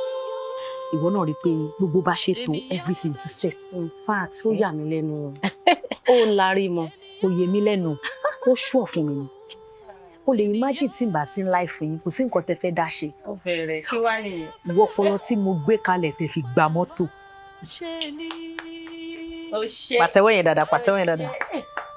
Nǹkan tẹ́mi wá ń rò ni pé ọpọlọ yẹn ó máa ń disturb mi fúnra mi. Mi ì lè dá lò. Bó ṣe rí mi ò kí ń sùn. Alẹ́ báyìí àtòru báyìí ọpọlọ mi máa ṣílẹ̀ ni ó máa ń ṣíná lẹ́nu. Mo wá wò pé jẹ́ ń sọ́dowó. Nǹkan téèyàn bá níná lèèyàn fi ń sọ́dowó. Kí n gba shop kí n dẹ̀ máa ṣe fún wa náà. No, ó mọ nǹkan tó yẹ kó ṣe o kò máa lọ sórí íńtánẹ́ẹ̀tì àwa máa mú customer wá wájú máa fáwọn 10%. Ó máa cast lórí íńtánẹ́ẹ̀tì. Ó máa cast lórí íńtánẹ́ẹ̀tì. Ṣọ́ọ̀bù ni màá dẹ̀ wá máa kọ́ àwọn èèyàn wá máa gbé ọpọlọ lẹ̀ mi ò ṣeré o. Mo mọ tiẹ̀ bẹ́ẹ̀. Kí lẹ fẹ́ jẹ kí lẹ fẹ́? Àdàkẹ́ súnmọ́ mi ẹ wọ ọdún mi kẹ́ scan. Ẹ scan inú mi ẹ máa mọ̀ bóyá omi ni mo fẹ́ àbí drink. Ẹ má bì. Àtìgbà tá a ti dé ààrẹ yín àwọn sọ̀rọ̀ tó wá important tán ẹ ṣe wá gbé ẹnu wá ẹ wá ṣe kí lẹ fẹ́ jẹ kí lẹ fẹ́ mu. Má ṣe ǹjẹ́ ká bá wọn sọ̀rọ̀. Nígbà tẹ́ máa ti fi kékeré yẹn máa ti waste ẹ̀. Ìgbà tẹ́ dẹ̀ wá kékeré ẹ máa fine gan kọrí mo pẹ́ dúdú. Wọ́n máa pè yín kúrú ẹ̀gbá. Kúrú ẹ̀gbá no ẹ jẹ́ bá wọn sọ̀rọ̀ má short me. Wọ́n máa pè yín kúrú ẹ̀gbá. Kúrú ẹ̀gbá yẹn wọ́n ti fi nà yín wọ́n ti fi gbá yín gada kọ́yìn. Ẹ ṣiṣẹ́ ẹ ṣe fáńgẹ̀ kékeré ẹ wá dàgbà tán ẹ ṣe wá ń ṣe bá mà ẹ jọ ṣé bá mà ní kí n pè yín ni àbí bá wù mà àbí bá grandma. No ẹ jẹ́ kí n bá yín sọ̀rọ̀ yes mo fẹ́ kẹ́ délé kẹ́ bú sẹ́kún kọ́ ní kí ló dé kẹ́ léèyàn sọ̀rọ̀ sí yín ẹ ṣe flashback kékeré yín yes. Àǹtí nonsense náà àti jókòó látàárọ̀ tẹ́ ẹ̀. Imagine ó tún wá ti wọ bí tó ẹ wọnú mi náà.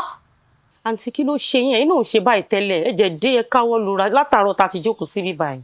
Ń ṣejú èmi náà. Ẹ ti bẹ ṣe wù mí mọ́mì mi àtọmọ mi wọ́n wà nínú oko báyìí wọ́n lọ sóko ẹ mọ̀ pọ́dọ̀ ọ̀dọ̀ mọ́mì mi dẹ̀ lọ́mọ mi gbé wọ́n wá lọ sóko àwọn bandits wá síbẹ̀ wọ́n dẹ̀ gbé wọn wà nínú oko báyìí wọ́n ní ká mú ransom 150 million wá bó mo ti fẹ́ rí. 150 million. Wọ́n gbé mọ́mì yín àtọmọ yín. Bẹ́ẹ̀ni. Ẹ dẹ̀ wá síbi iṣẹ́. Ẹ dájú o olórí burúkú ni yín o ẹ jí ẹ ní strength àti wẹ̀ ẹ wọ ṣòkòtò ẹ wọ yúnífọ́ọ̀mù bí ẹ tún wá síbi iṣẹ́ ẹ kàn pé wọ́n lọ́hùn ẹni kan pa mọ́mì torí kò sí bí mọ́mì ṣe fẹ́ jáde tán ṣe fẹ́ jèrè yín no ẹ ṣòfò gan adúrú nǹkan bẹ́ẹ̀ yẹn ṣẹlẹ̀ ẹ ní strength àti wá ibiṣẹ́ ẹjọ́ tẹ́ bá ta gbogbo ibiṣẹ́ yìí tó tẹ̀ jẹ́ pé wọ́n lease ẹgbẹ́ kan fún yín ni kẹ́ wá ta gbogbo àtọ̀gá yín ṣó tó 150 million abẹ fẹ́ ṣe 419 fún wa ni no talk to me no má jẹ́ kán lọ ní mo ti mólè ẹ fẹ́ gbá wa àbí ibo lẹ ti rò lọ́kàn pé máa rí 150 million naira ẹ sọ̀rọ̀ náà. Ẹ̀mọ́ mi ti bá wọ́ síbi iṣẹ́ bóyá. Aláàánú adé. Ẹ̀yin gan lè fún mi àǹtí. Mo rò pé fẹ́ ṣòfò. Ẹ wo bùkátà títí tó ní 150 million lẹ gbé fún mi. Ẹ sọ pé ẹ ti jẹun. Tó bá ti kọjá oúnjẹ yẹn gan ò gbọdọ̀ pọ̀. Tó bá ti kọjá búrẹ́dì, mo rò pé ẹ ya wèrè. Tó bá ti kọjá búrẹ́dì. Ṣé ká máa lọ? Mi ò lọ. Mo ẹ̀ṣẹ̀ fẹ́ mú nǹkan ni. Ẹ wá. Mo fẹ́ ní yín lára kẹ́ lè mọ̀ pé nǹkan tẹ́ ṣe fáwọn òbí yín ò dá ẹ wá. Àǹtí ẹ máa lọ. No, mo fẹ́ mú nǹkan. Ẹ bá mú fẹ́rù sí. Ọ̀rẹ́, ṣé orí bísínẹ́sì tí mi ń sọ yìí? Tó bá fi 20 million ṣe láàrin 6 months, láàrin 6 months wàá rí like 60 million naira. Iṣẹ́ tèmi àtọkọ mi ṣe bísínẹ́sì tá a ṣe tá a fi rí nǹkan tá a fi di nǹkan tá a dì lẹ́nu. Wow! Mi ni ẹ̀. So, nǹkan tó ń sọ fún mi ni pé tá a bá fi 20 million sílẹ̀ láàrin 6 months a rí 60 million rẹ́ mi. Ó ti yí ẹ. Sórí, kò sí risk rárá o. Ẹ̀rọ sá, àdúpẹ́ sá, ẹ kújọ́ mẹ́ta. Mo ń gbọ́ voice ẹ náà ni mo ní kí wá kí ẹ. Kúkú béèrè mi, olú fẹ́ kí mi. Ọ̀rẹ́ mi ní ẹ̀ fáyẹ̀. Paul, everything. Okay, Jerry. Everything shower kitchen, see that lady. Trust me. Ó ti jẹ jíjẹ, ó ti mu wọ́n máa wọ̀ rí. Okay. Yeah, wọ́n okay. Ẹ ṣé, thank you. Mo ń bọ̀ wá rí ẹ. Mo ń bọ̀. Later. Ọ̀rẹ́ mi ò mí ni ẹ̀ láàrin 6 months 60 million. Ní sùúrù ọmọ kan, kò sí risk rárá o. Àti pé bísínẹ́sì tá à ń sọ yìí kò tí ì kásì púpọ̀. Kéèyàn tètè ṣe nǹkan tó máa ṣe pápápá. Mo ń bọ̀.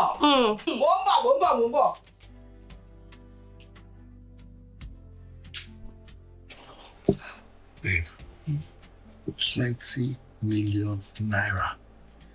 Kí o fi gba 60 million naira. That is additional 40 million naira.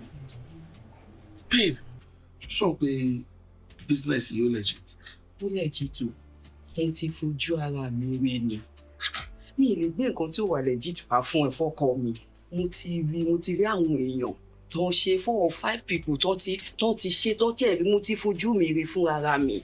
Gbẹ̀gbọ́n ẹ̀ ṣọ́ọ̀bù tó ń sọ. Mo ṣọ́. Di fúnra ẹ̀ 4 to 5 people feel well. They rí wọ́n make owó tó owó tá à ń sọ yìí. Mo rí àlá àtẹ̀. For real? For real, mo rí. That's a very good one. Ọlọ́run, ó dẹ̀ make sense gan. Gan bàjẹ́. Kì í ká tiẹ̀ gbà pé mo ready láti ṣe. Mo ti fẹ́ rí 20 million naira. I don't have that kind of money. 6 million tó kùn lọ́wọ́ mi gbà yẹn. Mo fi ra mọ́tò fún ẹ náà. Tí bá tẹ̀ ní pé kí n gbá àkáǹtì mi, kí n lọ wájú, kí n lọ sẹ́yìn, kí n gbé sókè, kí n jọ mọ́lẹ̀, mi ní tó 200k ní àkáǹtì. Nǹkan tí mo sọ pé a gbọ́dọ̀ ṣe nìyẹn. Irú 40 million gain yẹn, wàá fi ralẹ̀ padà nínú ẹ̀, wàá fi ralẹ̀ padà. Wàá jẹ́ sanwó lé ọ̀pọ̀ owó lé wa máa díù nílẹ̀ sí ẹ. Wàá sanwó ní owó lé nú ẹ̀. Inú ẹ̀ tó kù wàá kó sákàǹtì ẹ̀. So wọn láti wà ní ilé ìṣó. Gbogbo nǹkan tó ń sọ yìí ó make sense gan-an. But then, mo ti fẹ́ rí ọdún owó yẹn. Ọlọ́run á pèsè fún ẹ. Ọlọ́run á pèsè wà á rí. He always come true. Wà á rí mo jẹ́rìí ẹ̀. Ọlọ́run á ṣe. Bí ètè bá jà fún ọ̀gá òṣùwọ̀n. Bí ọmọ náà fọkàn ọdún. Bí ètè bá jà fún ọ̀gá òṣùwọ̀n. Ọjọ́ kan ìmọ́lẹ̀ á tàn. Òtítọ́ farahàn. Ẹ jẹ́ ká ṣe rere o. Ìwà ìkà ò pé.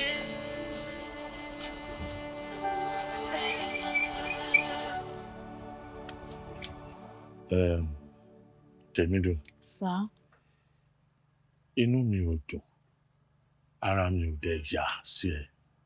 Pẹ̀lú àwọn ìwà tó máa ń wù sí mi lójú àwọn ọ̀rẹ́. Lálákọ̀ọ́kọ́, ìwọ ló jẹ́ kí n mọ̀ wọ́n people yìí. Mi ò mọ̀ wọ́n from Adams. Ìwọ ló introduce mi sí wọn. But ìwọ tó wá introduce mi sí wọn, wàá máa sọ̀rọ̀ sí mi ṣàkàṣàkà. Ọ̀rọ̀ tí ò bá kùn gbé, ọ̀rọ̀ téèyàn lè lọ ronú kú, àwọn ọ̀rọ̀ tí ò jẹ́ kán máa sọ síyàn ló máa sọ sójú àwọn ọ̀rẹ́ ẹ̀. Ó ti gé mi kéré, ó pọ́n mi lé ìṣojú wọn. Nígbà tó ń ṣe pé bóyá níjà ti tẹ́lẹ̀, ẹni ọ̀rọ̀ wa ti gbà bẹ́ẹ̀ ní gbàgbọ́ ti wáì tó ń ṣe báyìí fún mi.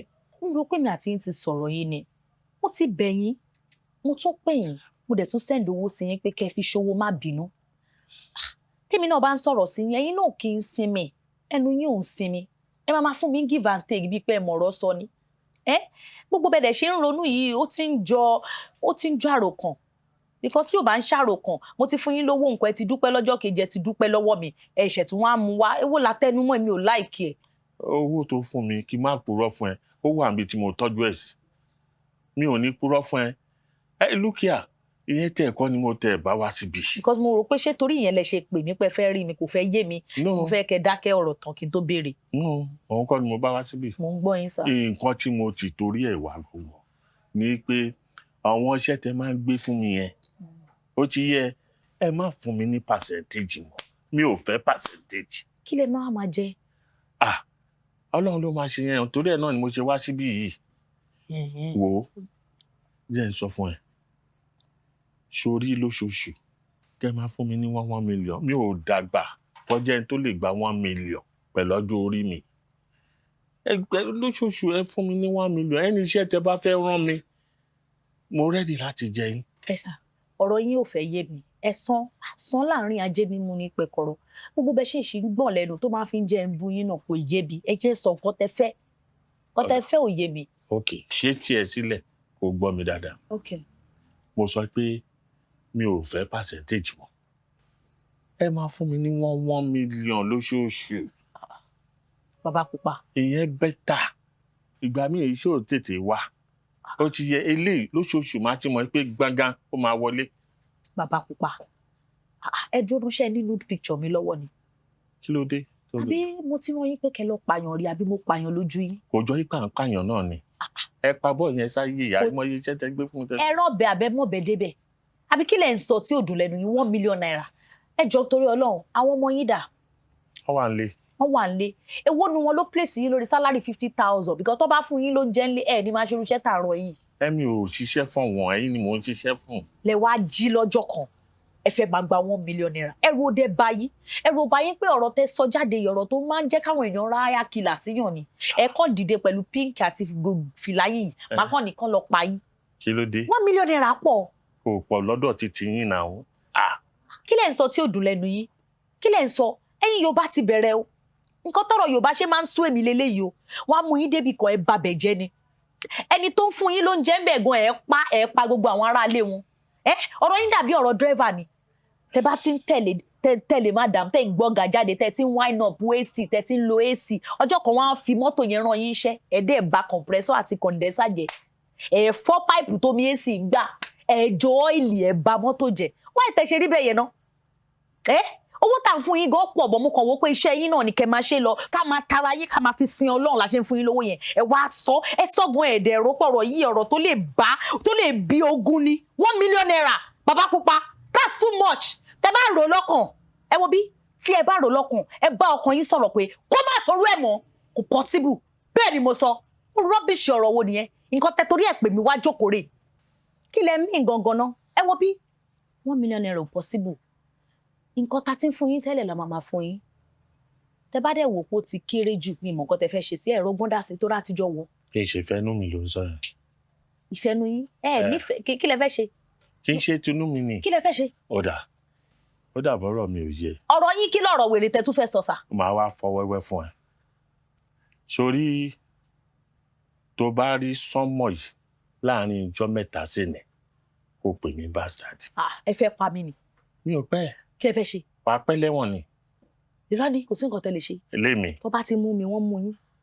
kò sí problem èmi ti fẹ́ wọlé ìwọ ló ṣe bẹ̀rẹ̀ ayé wàá pẹ́ wàá mọ bẹ́ẹ̀ wà kòkòrò ṣe rí so sọ pé orí ẹ̀ tó pé yẹn á tó pé máa ránjú ṣogbọ́.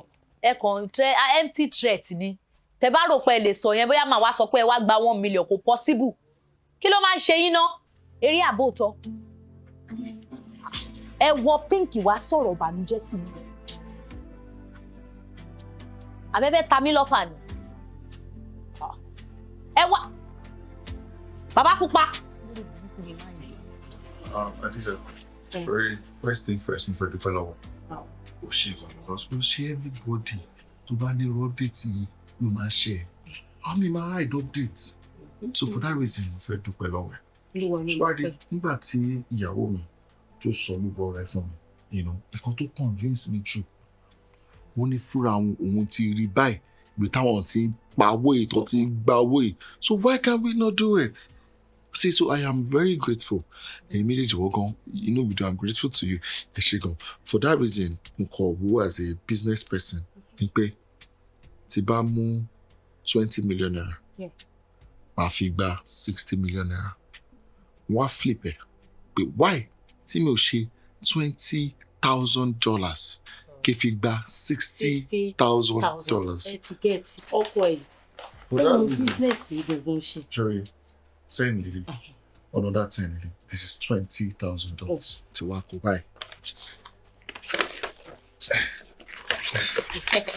Ẹ ti mọ business.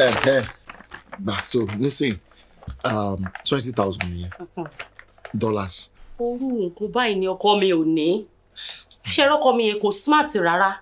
Bó ṣe rí ọ̀rẹ́ ọkọ èèyàn ni.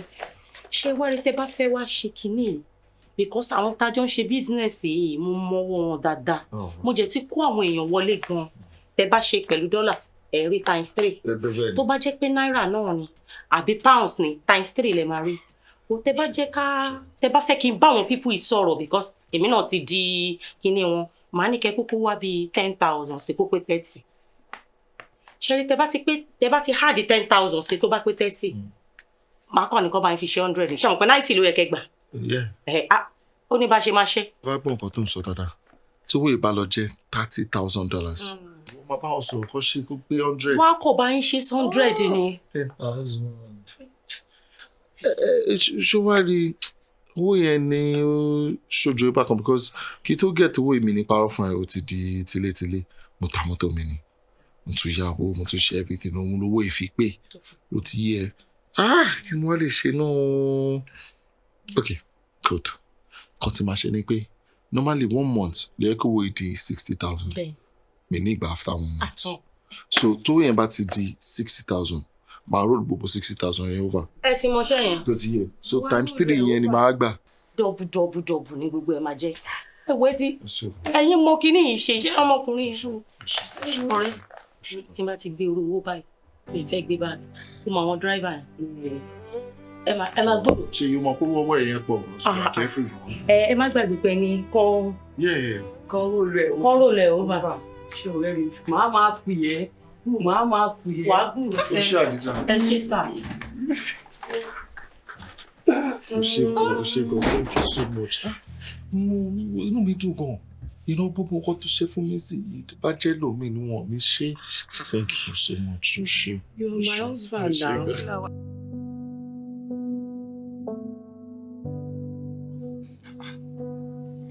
Bàbá kí á tẹ̀ka kí ni nǹkan tó ń ṣẹlẹ̀ bí báyìí àti pé mi sọ fún yín pé mo fẹ́ ra lẹ̀ tí bá tiẹ̀ fẹ́ ra lẹ̀ ṣé inú mi ni máa ra lẹ̀ sí ni ẹ wo mi gbogbo bẹ̀ yẹn kí lẹ mú mi wá ṣe bí báyìí kan. wà ó lè understand but títí mi yé mi mo mọ̀ọ́mọ̀ gbé ẹ wá síbí ni kí ló ṣẹlẹ̀ nítorí pé n fẹ́ tọrọ ìdáríjì ẹ̀ṣẹ̀ lọ́wọ́ Ọlọ́run tó dé mi àti ẹ̀ and wo kí n má purọ́ fún ẹ ẹ̀rí ọkàn ò jẹ́ kí n gbádùn tí n bá sọ fún ẹ mo lè kú mi ò rórun sùn èmi fúnra mi ò gbádùn ara mi. tí bá fẹ́ bá mi sọ̀rọ̀ ṣé irú bí wà ní kí tá múra wá ń ta ká ló àbí wá sílé ká sọ̀rọ̀. ògiri létí nǹkan tí mo fẹ́ sọ fún ẹ kì í ṣe nǹkan tó yẹ kí ti máa gbọ́ ẹlòmíì ò gbọdọ̀ bàbá gbọ́. ibi tí ń mú ẹ wá yìí tán bá sọ pé èèyàn gbọ́ bóyá ẹja inú ra yẹn ni àbí kó jẹ́ yẹ ó dẹ̀ mọ̀ páwọn yẹn ò lábòsí wọn ò dẹ̀ ní nǹkan tí wọ́n fẹ́ fi ọ̀rọ̀ ọlọ́rọ̀ ṣe. ìwọ àbúrò mo ṣe lẹ́dẹ̀ẹ́ mo ṣe lẹ́dẹ̀ẹ́ mo ṣe lẹ́dẹ̀ẹ́. ẹ wò wáyé pé nǹkan tí mò ń rò ní ẹ̀yin lẹ fowó kó wọlé. èrò ọ̀fẹ́. ẹ wò mí ìbá yín jà sí ẹ kò ra sẹ́ni 3 million naira yẹn padà sí mi mo náà wo pé kò make sense kí landlord máa increase owó lé every year so kọ́ tẹ́ ṣe fún mi yẹn kò dáa o. èrò tẹ́ ẹ ti gbàgbé yẹn. ẹ kí lẹ wá fẹ́ sọ. ok kí n bẹ. màálù wo alákọ̀ọ́kọ́ wo àbúrò inú ilé tẹ̀ ń gbé ilé tẹ̀ ń gbé ilé wa tí wà tìyàwó ẹ̀ ń gbé yẹn láńlọ́ọ̀dù kan ló nílé o láńlẹ́dì ló nílé. kò change anything bó jẹ́ landlord bó jẹ́ landlady kò sí ìta dámọ̀ bẹ́ẹ̀ àwa kàn sanwó ilé ni báwo ni ẹ wá ṣe kàn mí. màá jó ẹ lójú ṣé ìwọ mọ̀ yìí pé ìyàwó ẹ ló nílé ìyẹn tún kọ́ ìyàwó ẹ tẹjọ́ sùn. stop ẹ jàre ya ó làwọn àdàtẹ̀ ṣe ìyàwó mi àní ti di 4 flats ìyàwó mi. ìyàwó ẹ. kí ló ṣe dẹ yóò prank ò lè lè tẹ́ bá tẹ̀ fẹ́ prank ẹgbẹ́ omi lẹ prank mi sí ẹ stop ẹ. ọ̀dà ìyàwó mi àní 4 flats my wife. ọ̀dà jẹ́ n tó fún ẹ ní prank mi bí àyàn á ṣí brain ẹ ilẹ̀ tí mo bẹ́ẹ̀ ta ta 12 million ìyàwó ẹ ló rà. prank yẹn tún lè àbí. bàbá ẹ dé stop ẹ jọ ẹ ṣàánú mi ẹ stop ẹ wọ́n kọ́ tẹ̀ sọ yìí kò mọ́kànlọ́kọ̀ kọ́ wa ẹ má wò pé mo disrespect yín o. àbúrò kò mọ́kànlọ́wọ́ ìyàwó mi ara lẹ̀ 12 million naira ara lẹ̀ mi. wò àbúrò kò sí nǹkan tí n fẹ́ fúdọ̀ ṣe ní èjì tí mo wà yìí níbi tí mo bá dé yìí èṣù gan ló lò mí alàgbà ni mí ṣọ́ọ̀ṣì alàgbà ni. Ṣó dáa kó máa gbọ́ yí pé alàgbà ń bí ìfàbọ̀ ń wúrú ìwà tí mò ń sọ fún ẹ̀ kó dáa kò jẹ́ kí n rórun sun ẹ̀rí ọkọ̀ jẹ́ ń gbádùn. Ok jẹ́ tó wá sọ pápá ń bá rí ẹ̀ fún ẹ bí a ti bá ibi tẹ́ ẹ̀ ń gbé kẹ́ tó kó wá sí ibi tí mò ń gbowó ẹ̀ agent kan ló wà lórí ilé yẹn tẹ́lẹ̀. Fatai òun ló wà ń bẹ̀ ó mọ̀ pé mi ò mọ̀ sí yẹn ìyàwó ẹ ló ní ilé yẹn ó tún gbà yẹn gbọ́. ṣe rí ó kọ̀ jù mí pé ẹgbẹ́ mi wá sí bíbá láti ọmọ prank ọ̀nà normal day bíbá kó lè ké gbé mi síbi kan tó mo lè bẹ́ tún lómi tó bá jẹ́ òótọ́ lẹ̀ sùn. ìràlélẹ̀ yìí ó máa rí ni. mo lè bẹ́ síbẹ̀ kí n rì kí n momi ẹ yó kí n para mi. máa mú yó because ìyàwó mi á ní gbogbo àwọn ọkọ̀ tẹ̀sán. tó bá kọ wájú sí ẹ kò ta tó bá kẹ̀yìn sí ẹ kò ta tó bá wá kù ọ nìkan kò tẹ́rù ara ẹ̀ pa. mi ò ní sọ ju ní lọ́gbọ́n ó ti yẹ mo kú òun láìpẹ́ wọn. eré o. bàbá kí á ti ka mí nìkan tẹ̀ ń sọ yìí. ọ̀dà mi ò mí nì.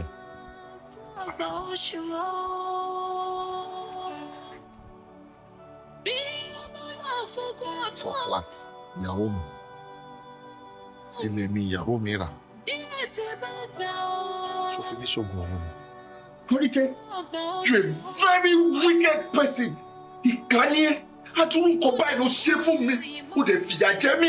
Arike, kí ni ìbá lè ṣe fún ẹ? Sọ fún mi, kí ni nǹkan tí ìbá lè ṣe fún ẹ? Lẹ́nu ti wọ, ìwọ ń pè mí níkà.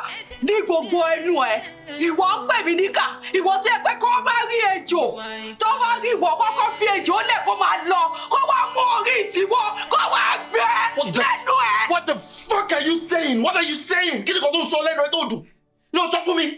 Ìwọ ń control 4 flats. Ó ń gbowó ẹ̀. Arike, mo san rent for the past 6 years.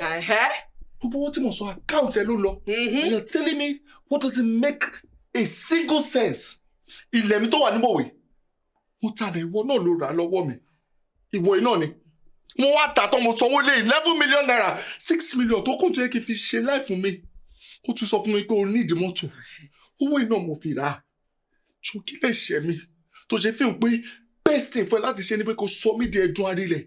No, tell me, what have I done?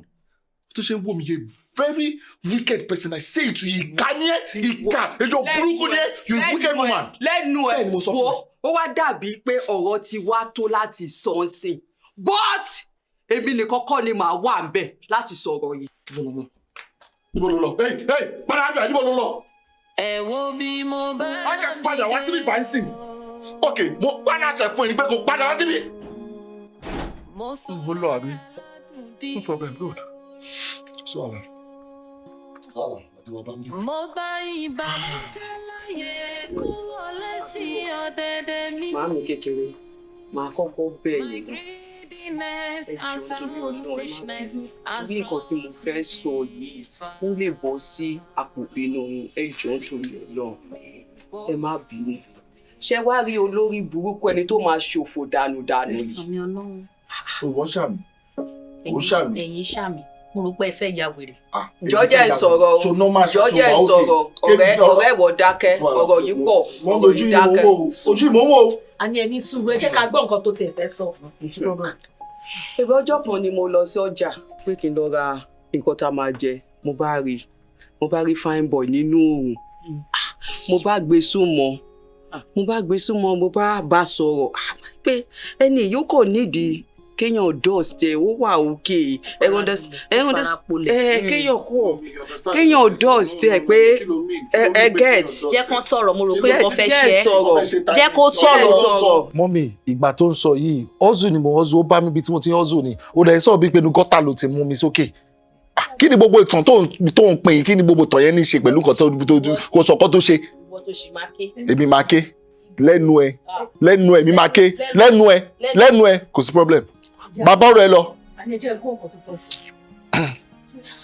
Ni mo bá gbé súnmọ́ ọ̀rọ̀ wa jẹ́ ẹ̀wọ̀. Ẹ má sọ̀rọ̀ Gen Z fún màmá. Ó fọ̀ sí ẹ̀bí pé kó láìkì ẹ̀ òun ló kọ́kọ́ kẹ́dùn fẹ́ sí. Mo fall in love pẹ̀lú òun náà jẹ́ sọ pé òun kó mi jẹ, I understand. So ìfẹ́ jẹ́ ọ̀rọ̀ wa wọ̀. Tó bá jẹ́ ìgbé àjẹ́ pé òun fẹ́ ṣí ọ́fíìsì ipe but kò sí owó kò sí agbára ẹ understand èmi jẹ́ wá ní a ní owó kan ní bank owó dájì mo bá kó 40 million mo bá yá ní 40 million. Arike, gbogbo plans tí mo ní nìyẹn àmọ́ owó ẹni tó wọ́n bá sí ilé ẹnì kankan má dábàá lẹ́yìn òun. Èmi tiẹ̀ ti ní máìdì pé kò lè wọ́ọ̀kì ní mo ti fẹ́ lówó kò lè wọ́ọ̀kì mọ́. Gbogbo nǹkan tó wá kà sílẹ̀ ń sìn bí èlò la wá ń sọ̀rọ̀ ń pa. Wọ́n yà pọ̀ díẹ̀ o pàrọ̀ tó pọ̀ díẹ̀ ni because we need láti get space, you know, and then I get our industrial machines, you know, different things. Lónípele tí o máa ṣe. You know, we're not talking less than 40 million naira. 40 million naira alone. But mo ti yọ gbogbo plans yẹn kúrò lọ́kàn because it cannot work. Níbi wọn ti fẹ́ rí. But yọ kúrò lọ́kàn mi. Idea lásán, just an idea. You know, tí wọ́n bá ń sún, tí wọ́n bá ń jí, wọ́n ní different types of ideas, but no money, idea yẹn come out for them. Ṣé o mọ̀ pé dáàdì mi ṣẹ̀ṣẹ̀ létí? Oh yes. We so rest in perfect peace. Àwọn government wọ́n fún wọn ní 60 million naira. That's good. But èmi àtàbúrò mi lájọ ní o. Okay. No, that's good. Nǹkan tí mi máa wá ṣe fún ẹ sìn. Èmi máa yàwó ní 40 million tó need. Tẹ́bí tí n bá jẹ́ ti lọ dáadáa, wá jẹ́ máa fún mi padà díẹ̀díẹ̀. Àbí máa yá ẹ. Tó yẹ bí tí máa yá ẹ tí ẹbí tí n bá jẹ́ ti work out, wá jẹ́ máa san fún mi díẹ̀díẹ̀. Ìfẹ́ pariwo ni wọ́n yá mi 40 million naira. Máa yá ẹ. I swear to God, mo dá padà. I know. Tí bá ti bẹ̀rẹ̀ business tí gbogbo ẹ̀ bá ti bẹ̀rẹ̀ sí workout mo ti ń make owó. First thing ni kí n dá owó yẹn padà. Thank you so much. Thank you so much. I appreciate you. Thank you. 40 million naira mi lérò pé ní kọ́kọ́ lè yá mi. Kí ni àjọ wà fúnra wa fún? Jẹ́ ń lọ sí bank. Tí bá ti kó ń bíbà, máa lọ sí bank. Máa arrange ẹ. Kí o bíbí ti ẹ ṣọ̀wọ́n. Thank you so much. Now you are happy. Now you are so happy. Thank you. Ẹja wọn ní kíni? 40 million. 40 billion naira. Bẹ́ẹ̀ni. Nínú owó èmi àti yín. Lẹ́yìn ayọ̀ láì sọ fún mi. Mo ti ní kó má bínú ní sùúrù. Kò tí ì tán síbẹ̀ o. Jẹ́ ká gbọ́ nǹkan tó fẹ́ sọ. Kò tí ì tán síbẹ̀ o. Má ṣàǹfààní. Ìyẹn dùn ló bá ké wá lólórí burúkú yìí máa ń fànà má ṣàǹfààní ló bá ké wá. Ọmọ mẹ̀kún sùn. Ló bá ní wọ́n gbá òun lówó yẹn. Ipe wọ́n gbá òun. Wá ní ó gbẹ ẹ̀kẹ́ kí la fẹ́ ṣe. Ẹ má gbàgbé pé I'm in love mo nífẹ̀ẹ́. Sọ tó fi ń bọ̀rọ̀ jẹ náà ni. 20 million tó kù mo bá tún kó fún olórí burúkú yìí. Àríkẹ́ ibi tí bá jẹ́ Àríkẹ́ owó tó fún mi ìpọ̀pọ̀ kan sọ́wọ́ àwọn 419 àbẹ̀lẹ̀ yìí sórí ẹgbẹ́ ìkòrìkò yé mi lẹ́yìn tí mo send owó sí wọn 34 million naira ni mo send sí wọn lẹ́yìn tí mo send block mi. Mo ti dé ọ́fíìsì wọn bí o bá wọ́n bẹ́ẹ̀ wọ́n ní kò sí ọ̀pọ̀ bí wọ́n ti kó ogun ẹrù ìbẹ̀ kúrò mo dáràn gbèsè báwo mo ṣe fẹ́ ṣe bí ti bá mi ọmọkọ ẹ mo lọ mọ àìpọ̀. No, what am I doing in this life now? Tell me. Nisu. Ṣá lè parẹ́. O lè parẹ́. Mo lọ para mi ni. Tí mo ṣe lọ mo lọ para mi. Nisu. Okay, o mọ̀ nǹkan tá a máa ṣe ń sìn. O mọ̀ pé 20 million ó ṣì wà lọ́wọ́ mi. So, máa kú yẹn fún ọ. Ọlọ́run ní sùúrù má lọ ṣe ń ṣe bí ọmọ kékeré báyìí tó ń ṣe bí bébì báyìí. Má kò fún mi ṣé má kò mú ẹni máa gbà tán ni. Ọlọ́run ló ní pé o ti gba ọ́fíìsì nínú owó yẹn kó tó gbà lọ́wọ́ ẹ̀ àbí at least wo kí ẹ̀ kó 20 million tó kù fún ẹ.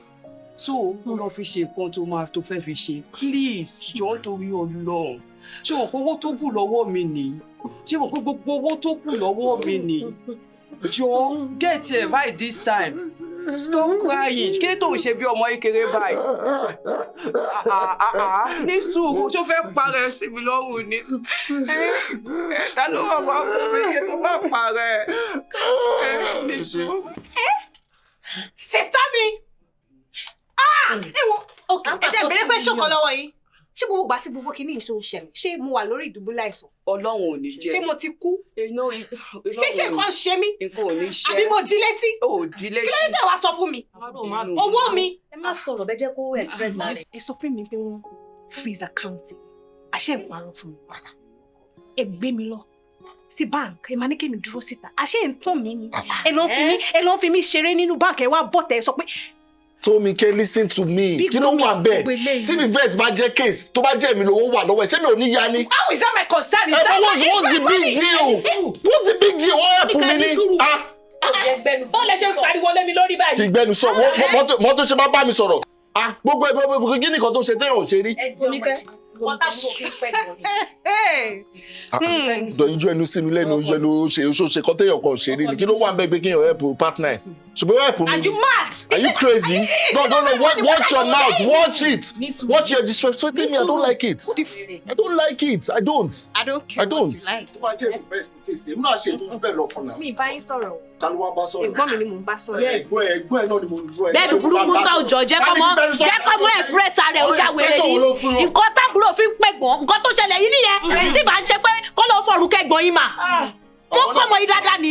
Ó yẹ kó pẹ̀gbọ́n ẹ̀ ni. Ó lè ní ẹ. Ó fẹ́ dáàrin ọmọ ìyá méjèèjì. Ó tẹ̀ ti dàrú. Continue. Má bínú. Continue what? Kí ni kò tó ṣe? Mama But ọ̀rẹ́ yín náà ó gba $20,000 lọ́wọ́ mi. Ṣọ́ fún mi dè ní ṣé mo rí? Ṣé mo pa ni? Wọ́n yẹ ká yẹ pariwo lé mi lórí ẹjẹ́ kó sọ̀rọ̀. Ọmọ ẹ̀ má bínú mà. Ìwọ tó ṣì máa ké. Ìwọ tó ṣì máa ké. Ẹ wo ìgbà tí mọ́mì tún sick olórí burúkú má ṣàǹfààní òun ló tún advice mi. Mo sùn ní ìmọ̀ kan tí mo fẹ́ ṣe báyìí. Owó nìkan ló lè save mọ́mì báyìí. Owó ló pè bẹ́ẹ̀ yẹn nínú ọ̀gbìn ẹ̀lẹ́yìn kò sọ níbi kankan. Ìwọ náà dẹ̀ mọ̀ pé business mi ti bẹ̀rẹ̀ sí make profit lórí ẹ̀ àti pé tí bá ní profit kan gbogbo owó yẹn ìwọ náà ni mo fẹ́ kó fún because I owe you a lot of money. I don't have any money. There's nothing I can do to help you. I swear. Mommy. Tá máa ṣe bẹ́ẹ̀. Àìní tó bá lówó yẹn máa fún mi. Tí bá ní máa fún ẹ̀. Mo ní ìkọ̀mọ̀ kan tí mo fẹ́ ṣe kò sí kókó ìmọ̀ kan tí mo fẹ́ ṣe báyìí. Má sunkún ṣùgbọ́n má sunkún. Stop crying now. Stop crying. Mo mọ̀ kan èmi dẹ̀ rò kankan lọ́kàn mi. Nǹkan tó lè yọ owó náà ni. Kí ni? Ìgbà tá tún wá talé dádì owó mi ọwọ́ ẹ̀ ló wà jẹ́ pé ó ń fún mi ní kéékèèké. I was just trying to help. Ó pa ìyá yẹn, òun ló pa mọ́ mi. Èmi kọ́ mo pàyà wọn. Ìwọ ló pa mọ́ mi. Èmi kọ́ mo pàyà wọn. Ta ló pa mọ́ mi? Orí mi tí mo ti fún Ìwọ ló pa mọ́ mi. Ọlọ́run. Wà á bẹ̀gbà tí mo fún Ọlọ́run. Wà á máa tó kọjú òòrùn. Ni mo pààyàn. Ẹ dákẹ́ náà. Birds of the same feathers. Jọ pẹ̀lú gbogbo nǹkan tó ṣe mo sì nífẹ̀ẹ́ mi mọ nǹkan tó ṣe fún mi tó bá ti ẹnu yìí náà tó bá ti kẹnu bọ̀ mí lẹ́nu tó ti gbé orí ẹ̀ bàmùbàmù tó ti gbé sáyà mi báyìí mo sì nífẹ̀ẹ́. Èmi náà lọ́ọ̀ bú ẹ̀ náà tó bá mo bá mo ṣeré fún. jẹ́ ìsọ̀rọ̀ jẹ́ torí Ọlọ́run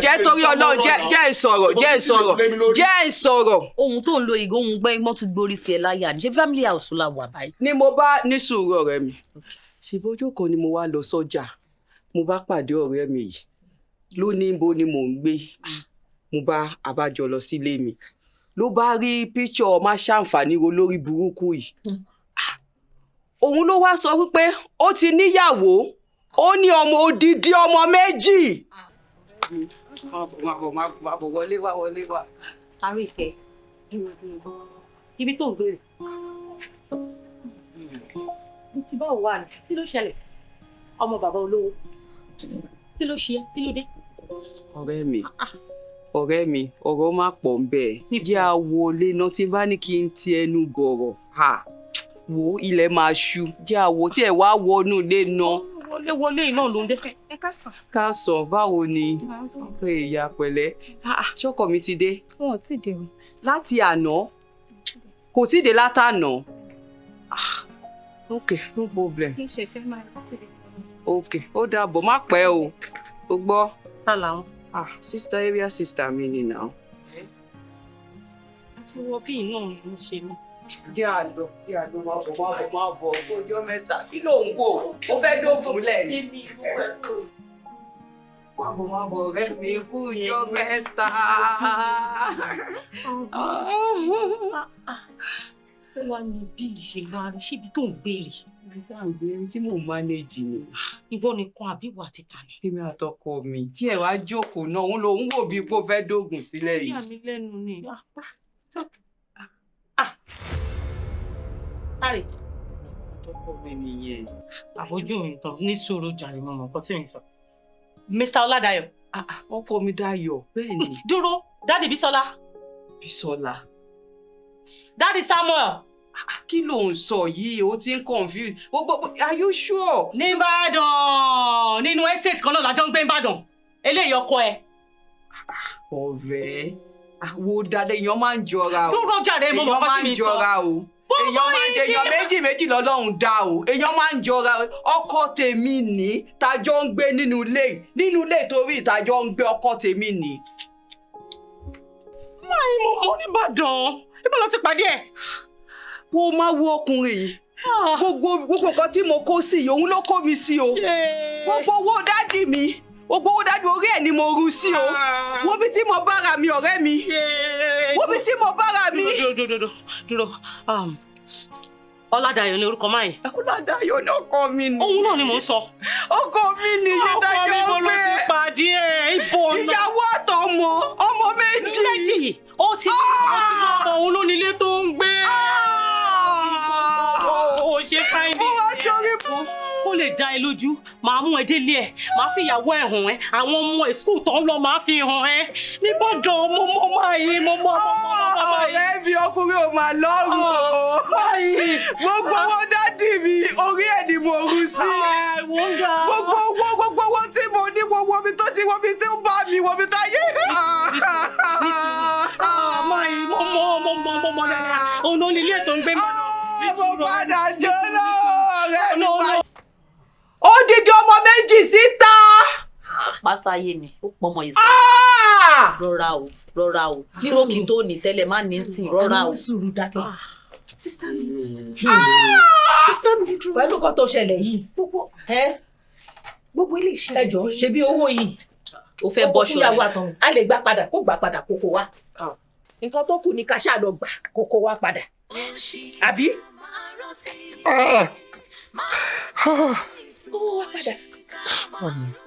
Honey, I'm sorry. Ẹ jọ̀ọ́, ẹ bá bẹ̀ ìyàwó mi. Ẹ jọ̀ọ́, ìyàwó mi ni ẹ bá bẹ̀ ó ṣe sọ tí ò tán. Ọ̀rẹ́ bẹ̀ ní àbọ̀rọ̀ kò gbówó sílẹ̀.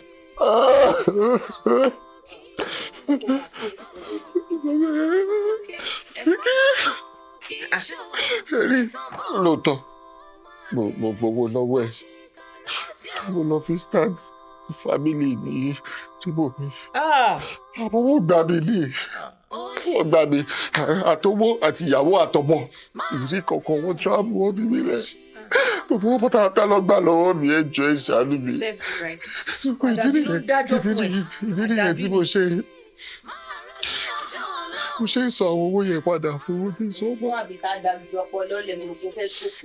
Ká ní báwo ò sọ ọpọlọ kalẹ̀ káwa ro bó ṣe fẹ́ gba nǹkan díẹ̀ kò gbà tó náà o tó fẹ́ gba nǹkan díẹ̀ látara nǹkan tọmọ yìí ti ṣe ṣé mo kó ti jẹ́ gbé ó ti bá tiẹ̀ jẹ́ ó ti pa sáyé mo rò pé o fẹ́ ṣòfò kí ló dé tó jẹ́ sọ̀rọ̀ ṣe mò ń sọ lẹ́ẹ̀kan òun ṣe báyìí ṣé nǹkan tó fẹ́ ṣe by now nǹkan tí màá ń ṣàyàwó èrè tẹ́lẹ̀ náà ń gbà mo rò pé nǹkan máa ti ṣẹlẹ̀ bí kíkú ebi tí mo gbé sí gégé mú ẹ mo gbé kó lè fi fọ́ lórí ni. ó máa jọ fọ́ mi lórí ìjọ.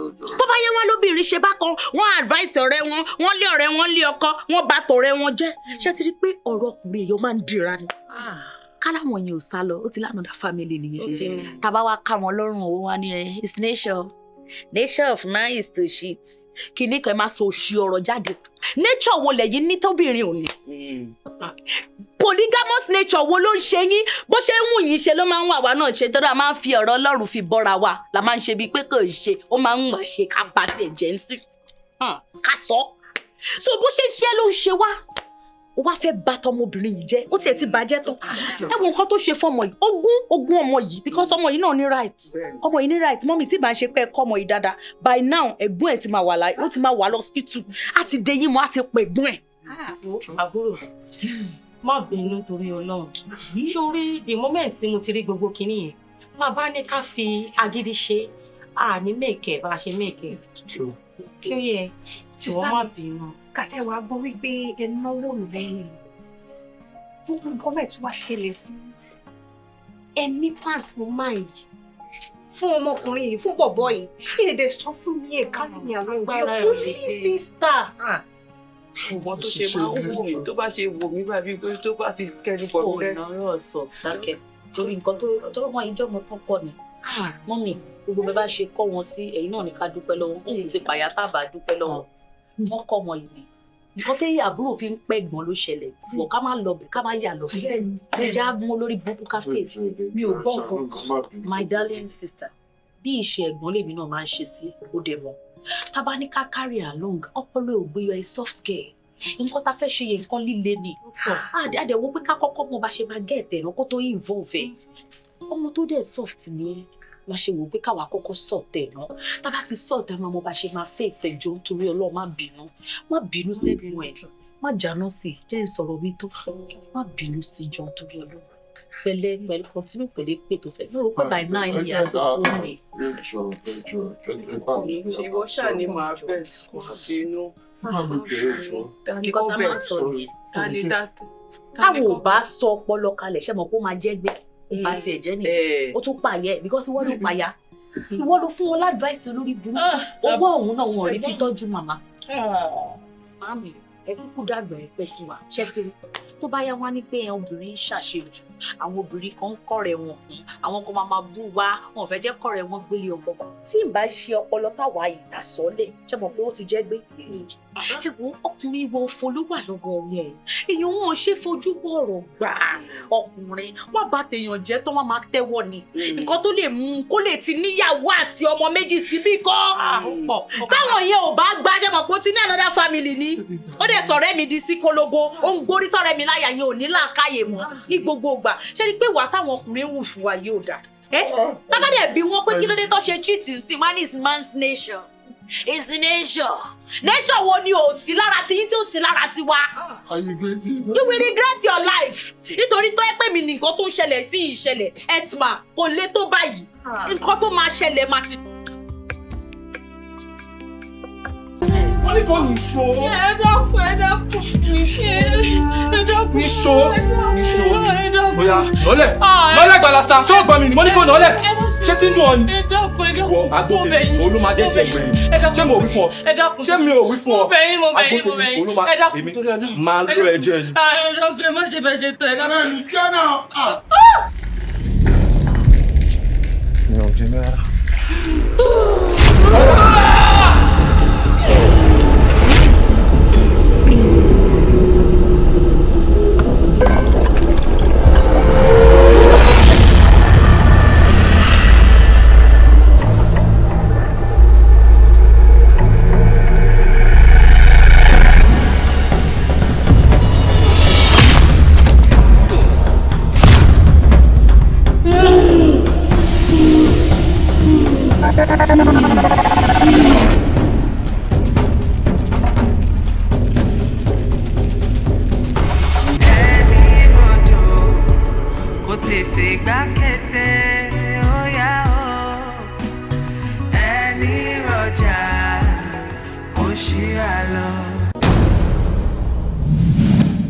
For 5 years you've been married to your wife. Have you ever, for once, cheated on your wife? Of course, the answer is no. Wow. Now, madam, it's your time. Yeah. For 5 years you've been married to him. Have you ever, for once, cheated on your husband? Have you ever cheated on your husband? No.